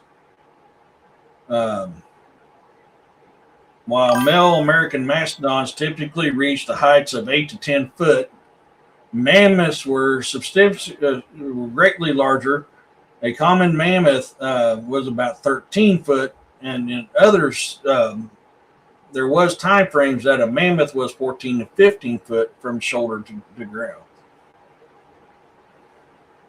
No, they were cloning the mammoth. They were cloning the woolly mammoth. but your mammoth was taller than your mastodon. So if you actually look at it, your African elephant would probably be more like a woolly mammoth versus your Asian elephant would be more like a mastodon. Hey, overbuilt. But no, they've cloned. They supposedly have got the DNA now to clone the woolly mammoth, which is something they've been working on. And they're wanting to release those and the smilodons back into Siberia. Yeah, you did, man. You did, overbuilt.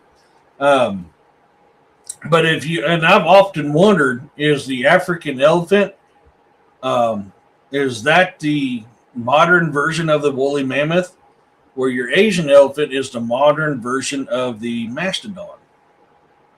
Because an African elephant is taller than an Asian elephant, and your mammoth is taller than the mastodon. I'm not saying that's true. That's just something that's always rolled around in my head, if they were or not.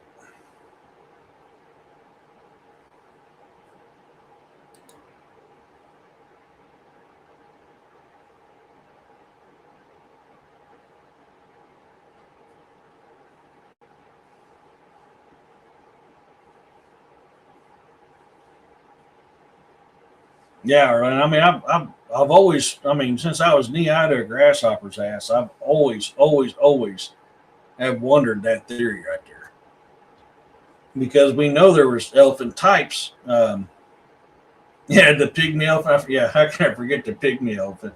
I don't know what that's going to be too, but and then all of a sudden there's the African elephant and Asian elephants. Well, I mean, we know both types roamed them areas back at one point in time when it was, a more connected landmass.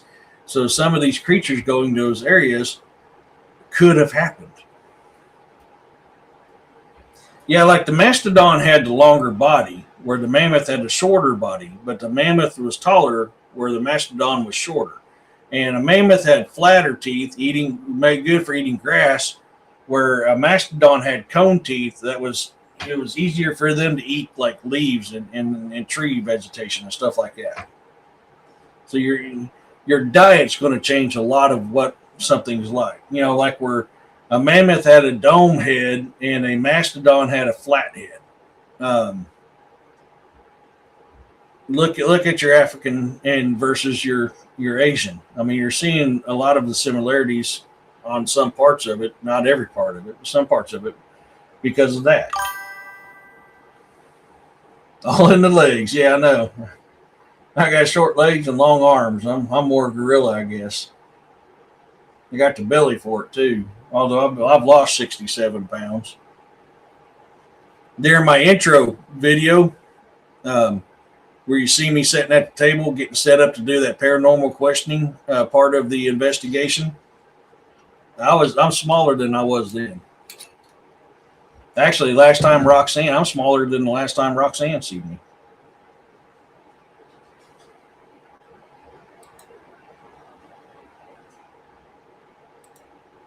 I want to give a shout out to anybody who's listening that showed up to our event yesterday, our fundraiser event. We've already made $700 more than we did last year, so we broke another record. But yesterday was our one a year Rock and Rides fundraiser that we do to raise money for Springfield and Willard Public Schools Coast for Kids. We've already beat a record from last year. We had 22 cars that showed up to show, not counting the other ones that didn't partake of the show, and 10 bikes that showed up for the show, not counting the other ones that were just out there. We had a huge turnout at our fundraiser yesterday. And I didn't think about this. Some of you may know. I had to go up to North Missouri Thursday. My dad's in the hospital, and he wasn't doing good Thursday at all. Was not doing good at all. He was in a very, very bad shape. He's doing better. Good enough that we decided we'd come home Friday night. So we came home Friday night. I got in about 9:30, I think it was Friday night. So for those of you who do know, I don't know what got put out there. I was pretty silent for a couple of days because I was dealing with my pops. Um, he is doing better. He's going to be in the hospital for a while. I know we got nationals this week. After Monday, I'm going down for that, taking the rest of the week off. I've got a project and some paperwork I got to finish Monday. I'm caging it, and I take my bike because not only do I go on call Thursday, but because of my dad in the hospital still, I need to be able to load up and get quick. So sadly, I won't be taking my bike with me to Nationals. But he's still, hey, Robin, he's still in there. He's going to be there for a while, but he's doing much. He coded out Thursday. What was the final decision on us going up there is when he coded out and got moved from ECU to ICU. When that happened, that was when me and one of my brothers, I decided to pick him up, and we made that fast run up to northern Missouri because it wasn't looking good for Pops. But he is doing better. So anybody who knew about it and was praying, thank you. Me and my family appreciate that. We really do. We thank you.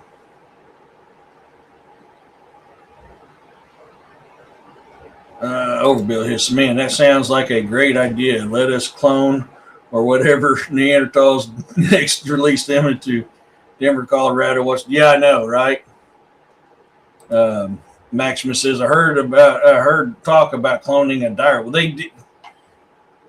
they say they cloned a dire wolf. It is not a dire wolf. I don't care what they say. It is not a dire wolf. But yes, they did supposedly did that. It is nothing like an actual dire wolf. It is nowhere close to a dire wolf. Thank you, guys. Super says, do you think gravity may have played a part in decreasing the sizes of dinos and giants? I believe that's a very good possibility. Absolutely. I believe that is part of it. Food would be another part of it. I think it's probably one of the bigger contributors to it is the changing of food.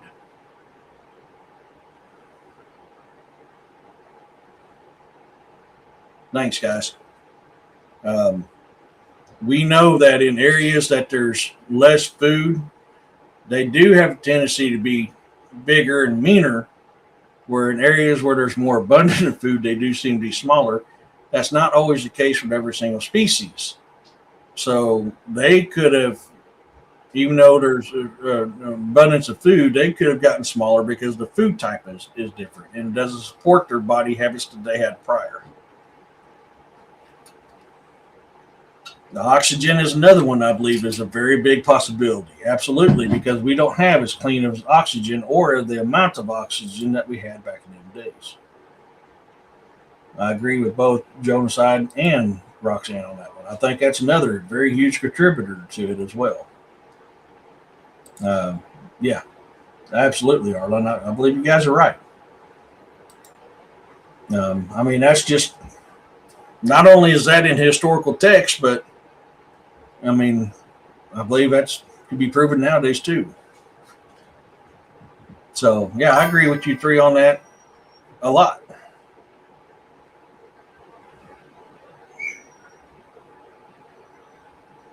Thank you, Maximus.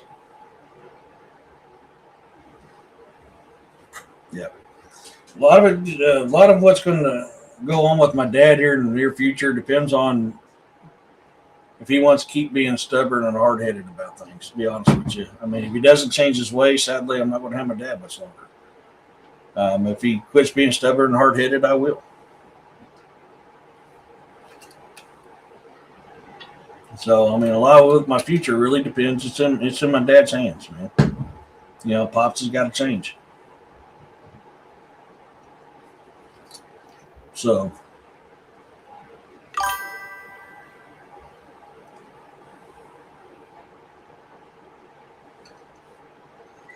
I mean, we'd be the size of Adam and Eve and all them, I would say, Roxanne.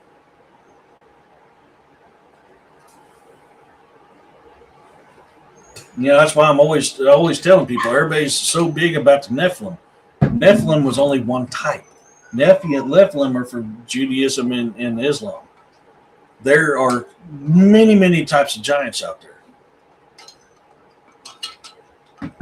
But the current craze, the current clickbait is Nephilim.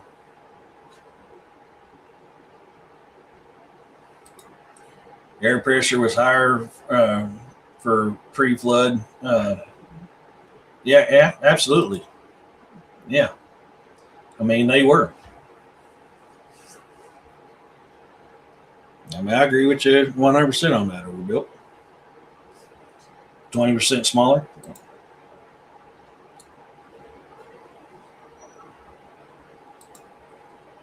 I don't know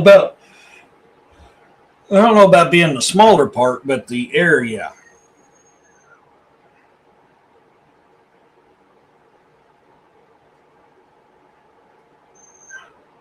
Oh wow, yeah. My pops, I'm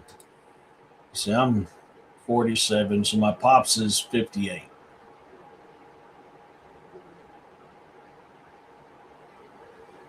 Yeah, because he was a year older than my mom. So no, pops would be 59. Pops is 59.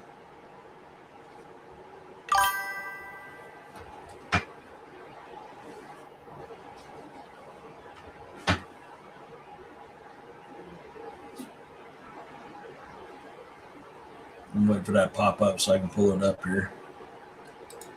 Maybe a good compromise can be. Yeah. Possible. Yeah. Give me 1 second, guys. I'll take that off. I have to put my headphones on when I have guests or I'm on guest appearing on the show, so I don't get the back feed of whoever's talking through the mic. So now we don't have that. I can put my regular speakers back on, which is good because my ears are starting to sweat from having them headphones on. But Chimera, I'm in here.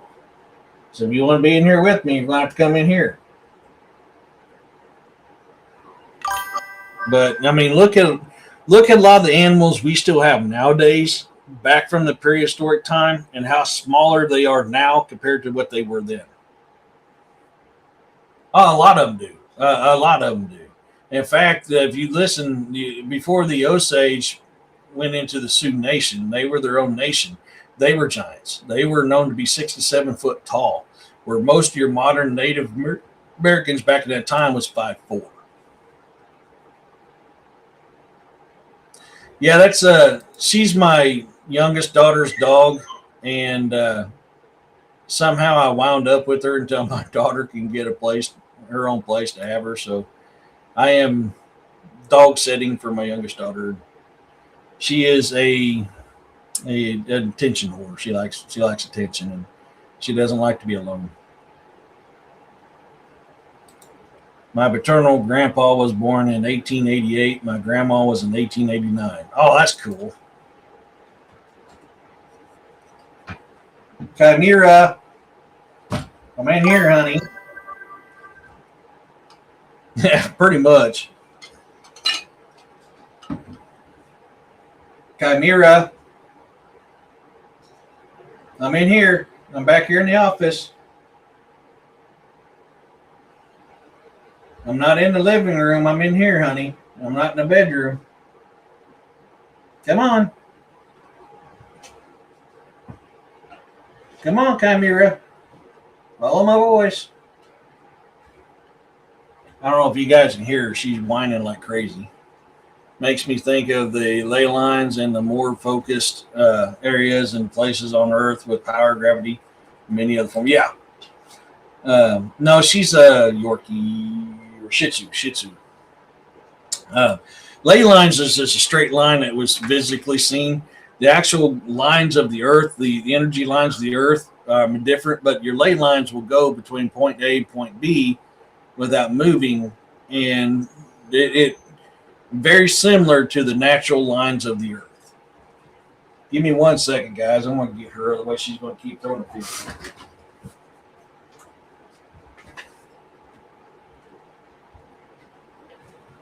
I hear it. Here. Come on. I'm back here. I'm not getting you up.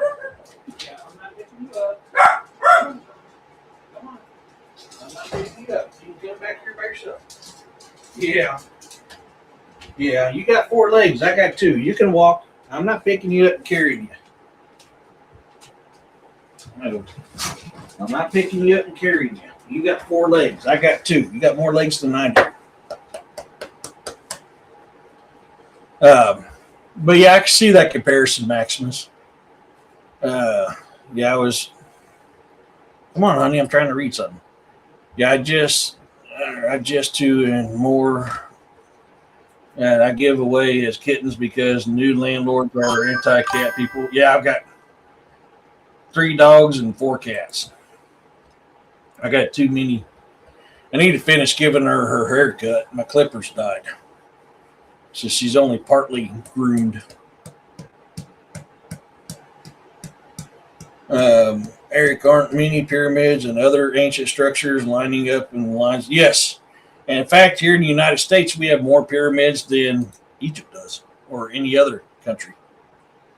We have a crap ton of pyramids here in North America. Well, and if you combine North America and South America, even more than two. Not my face, honey. I'm trying to talk. Yes, I know. Thank you. Yes, yes. Love the kisses. Not inside my ear, please. Thank you. And my cats always act up when I'm alive. Yeah, I know, man. I think they are. Yeah, they got to have attention. Right now, she's licking me all over because she's happy. I'm not in my fluffy guy chair, so. There are crystal pyramids in the Bermuda Triangle. I've heard that. Cool. I haven't done enough research on that to have a very good educated guess on it. I can't say no, but I'm not necessarily on the yes side of that yet. I need to do a lot more research on it, but that is something new that I've heard about the crystal pyramids being in the Bermuda Triangle. Yeah.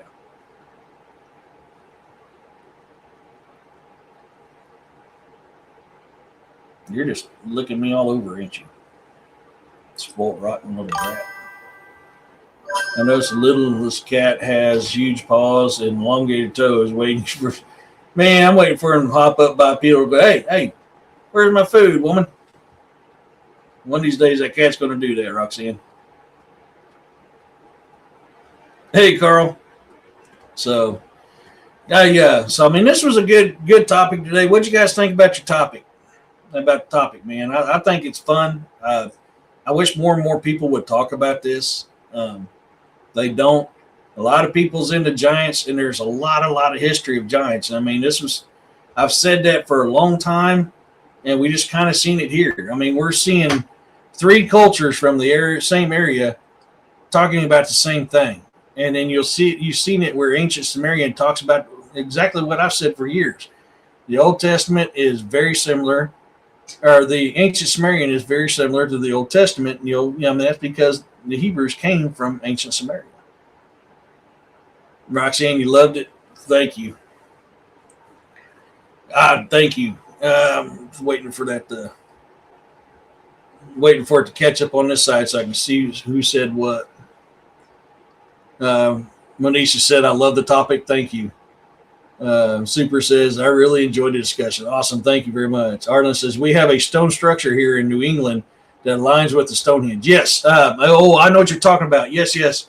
I forgot the name of it, Arlen, but yes.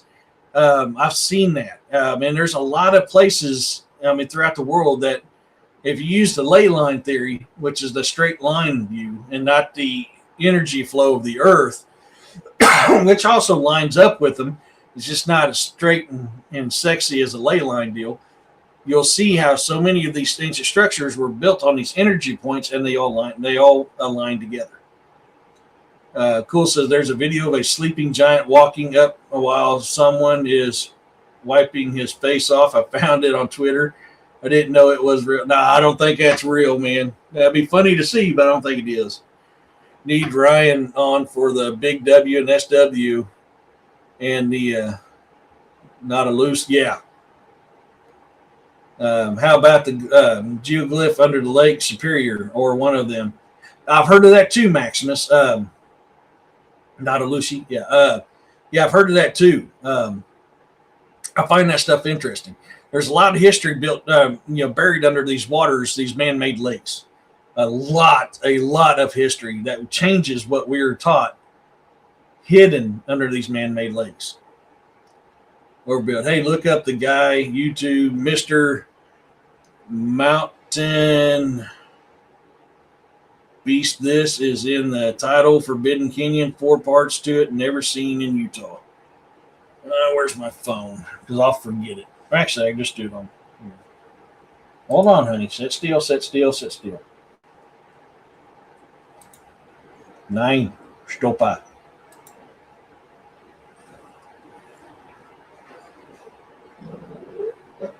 Don't you growl at me. I'll growl back. No. If you don't sit still, you're going to get down. You know the rules.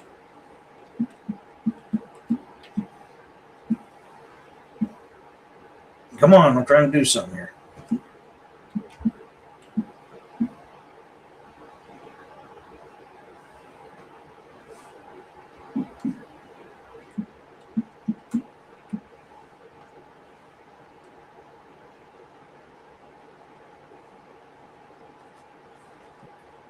I'm trying to look him up now.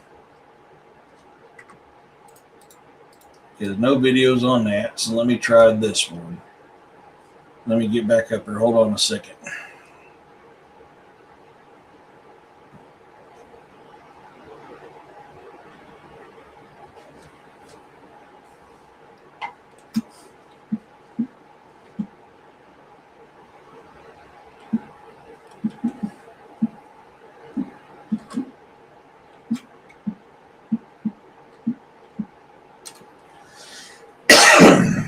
Nothing on that one either. What? Well, maybe because I'm here. Let me get out of this part and see if I can't do it this way.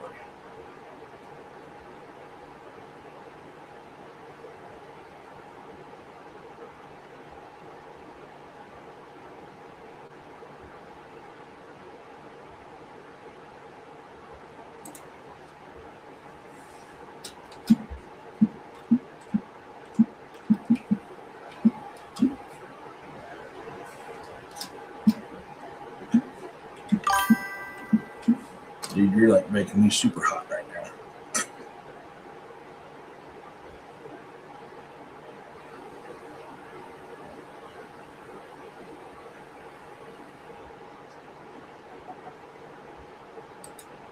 Okay, I found a Mr. Mountain Beast.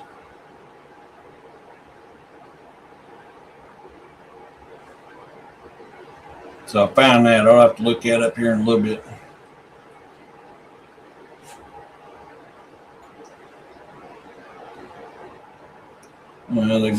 The Great Lake with the underwater pyramid shaped geoglyph. Only the stones are more rounded as they have stacked for a long time. Yeah, I think we're thinking the same thing. Great Lake used to be dry land. There are many ancient structures beneath those. Yes. Utah's Forbidden Canyon stuff was posted starting 3 weeks ago. Interesting. There's a movie called Troll Hunter. Okay, that's it. You're not sitting still. Nope, you're going to have to get down. You're not sitting still. There's a movie called Troll Hunter, and it was a giant troll in there. I thought it was pretty good. Yeah, there's 2 of them now, I believe. The movie was based on Norwegian trolls, yes. Pyramid or cone shaped.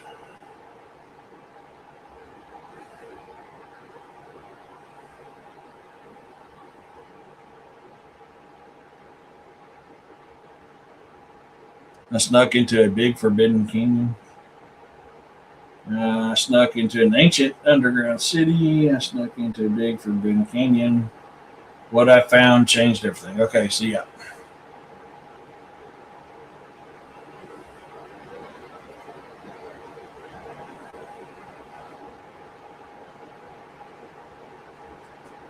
Yep, I found it. I'm gonna play that. So I just snuck into a canyon to show you footage never before seen on YouTube. Okay, so now that I got it played, it'll save in my history, and I can go back to it. All right, looks like we got 5 minutes left. So with that, let's get down to our closing side of it. You guys make sure Roxanne had put in there Ryan's channel a few times, so make sure you go over and check Ryan out. Trolls make me think of goblins also, though, I've been thinking of green goblins lately. Yeah, trolls is a completely different deal, and trolls is a type of Jotun, Jotunar from Jotunheim in Nordic mythology. That's where trolls come from. Trolls are a type of Jotun. Jotun is the word for giant in Nordic religion, more Nordic mythology. You have many types of Jotuns. You have frost Jotuns, fire Jotuns, earth Jotuns, and stuff goes on. Different types. They each have different powers, different magical abilities. Check out Wyatt also. Definitely, you have that up. I can't remember if I got his up. If you wouldn't mind, Arlen, can you put that up there as well? Can you put that up for me? I don't think I got his put up or made for him yet. So there is a lot of different types of Jotuns, even in the Nordic mythology. Hey, Kevin. Which stems to what these other cultures talk about too, is there's more than one type of giant. And like I said a couple times today already, Nephilim are just a Jewish type of giant. Nephilim means giant. It's a type of giant. I remember when I was younger, I had very good friends of mine. They were a Jewish family. I can't remember which one's accurate, but if I remember right, the husband was a non-believer where the wife was a believer. And what that means is one believed that Christ was the Messiah, one does not. They attended the same synagogue, the same church, was taught by the same rabbi. Is just one of their families believed that Jesus was the Messiah, the other one didn't. And they had a great family, and they used to talk about the Nephilim, saying, yes, the Nephilim is what we call giants. There are giants. And I miss them. I haven't seen them since mid-'80s. No, not all trolls stay under bridges. No, that's a English folklore. When the trolls got wiped out when they came to Louisiana because the Cajuns cooked lots of rice. Yeah. So yes, within some cultures, like the Nordic one, they have many different giants. But in same thing in Judaism, even the book of Enoch will tell you there's many different types of giants. Nephilim are this one type. But they even say even in the book of Enoch talks about there's giants that they're so tall that their heads are in the clouds, as if they eat clouds. Goblins, I can't remember. I looked that up years ago. I don't want to lie to you. I can't remember.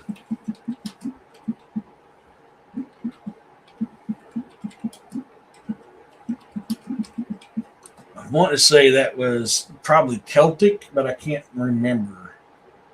Oh, okay. Medieval European folklore. Sorry. Derived from the old French word goblin, the root in the Greek calibus, meaning rogue or evil serpent. Originally were described as small, mischievous house spirits or ugly fairies, before evolving into the malevolent treasure hunting monsters of modern fantasy. They got European roots. So I was wrong on that. Yeah, Heartland, the book of Enoch, I just love it. I just absolutely love it. Goblins originated in medieval European folklore, derived from the old French word goblin, which is Gobelin, and rooted in Greek kabalos, Koballos, meaning rogue or evil serpent. Let's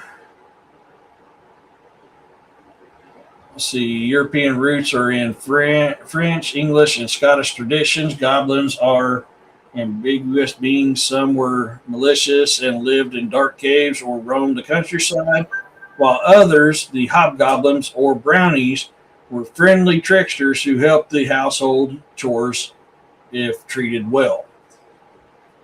The word traces back to the medieval Latin term goblinus, referring to a specific mischievous spirit or demon haunting a location in Normandy.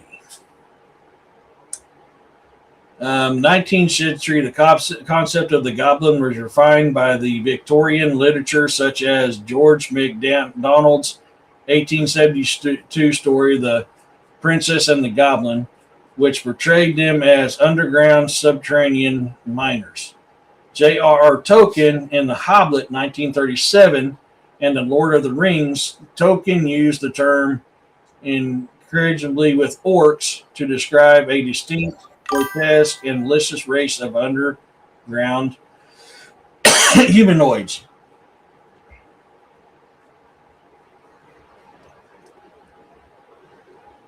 Gargoyles are evil looking, yeah. But they're known as protectors.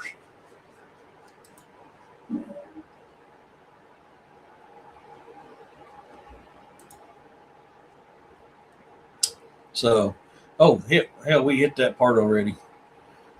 So with that being said, I just realized the time, and I apologize, guys. Thank you so much. I'm sorry for the last 2 Saturdays not having a show.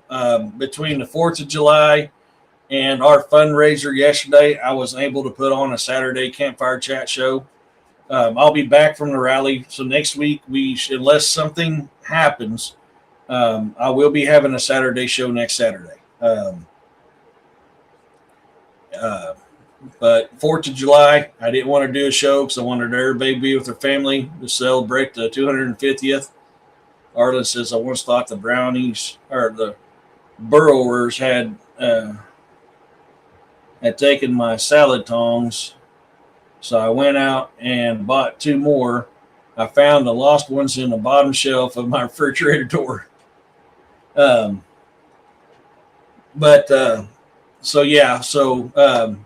will have one next Saturday. But last Saturday or yesterday, like I said, we had our yearly fundraiser, which I attend to every year. It's a great cause. We raise, money for, so kids can have coats in the winter. So, but there long something doesn't happen, there will be a Saturday show. To my new subscribers, to my OGs, thank you guys so very much. I'm very, very thankful for everybody out there. Super, thank you so much for the super sticker you sent, the gold star, the coins. Thank you guys so much on that stuff too. I appreciate every single one of you guys to do that. Give a shout out to Roxanne and Jeff and Corey, my mods who were in here tonight. I'm very thankful for them guys. Them guys helped me out a lot during this show. We are growing. We're constantly growing, and I like it. So my mods are a huge help compared to how it was when I first started doing this just a little over 2 years ago.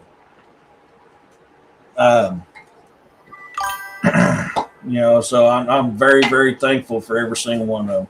And thank you guys for the prayers for my pops, man. I really do appreciate that. That has been very, very heavy on my heart and my mind here lately. I did get some writing done. So if you're an INR reader, check out your emails. I finished chapter 7 of Revenge of the Wendigo, or Saga Grimson Book 3, Revenge of the Wendigo. Roxanne's already read it. I did start another book today that I wanted to get out of my head that I thought about yesterday when I was out in the heat guiding, or taking care of the car and bike show that we did. You're welcome, Maximus. If you're an Iron Yard reader, check out your email. That is out there for you to look at.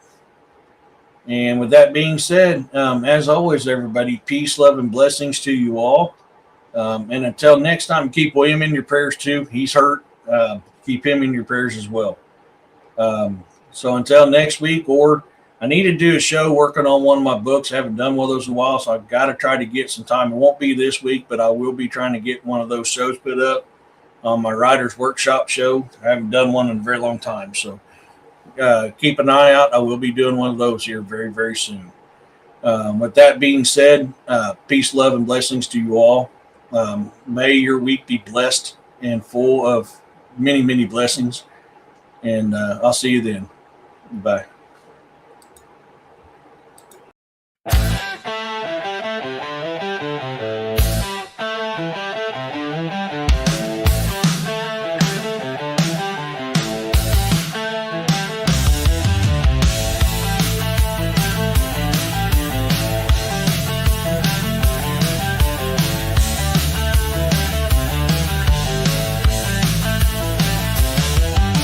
Shadows where whispers hum. The air is thick where the strange things come. Behind the curtain where the fearless go. Welcome to the bizarre and the unknown. Dare to tread where the darkness hides.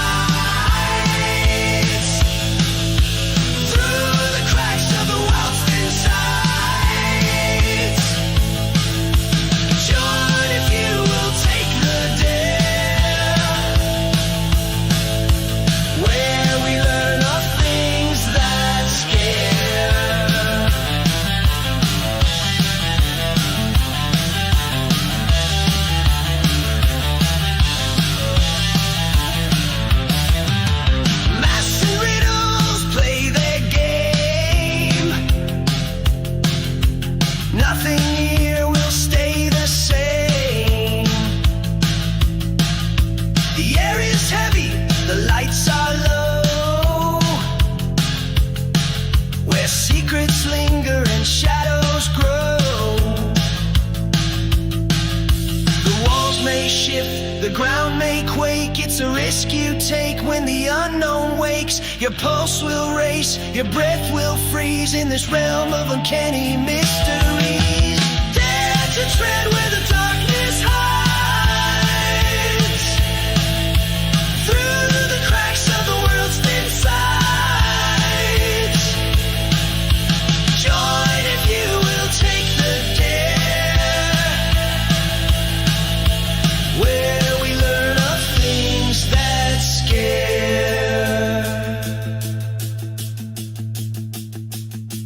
The bizarre wears a wicked grin. Its world pulls you slowly in. But once you're here, you'll never roam. This is now.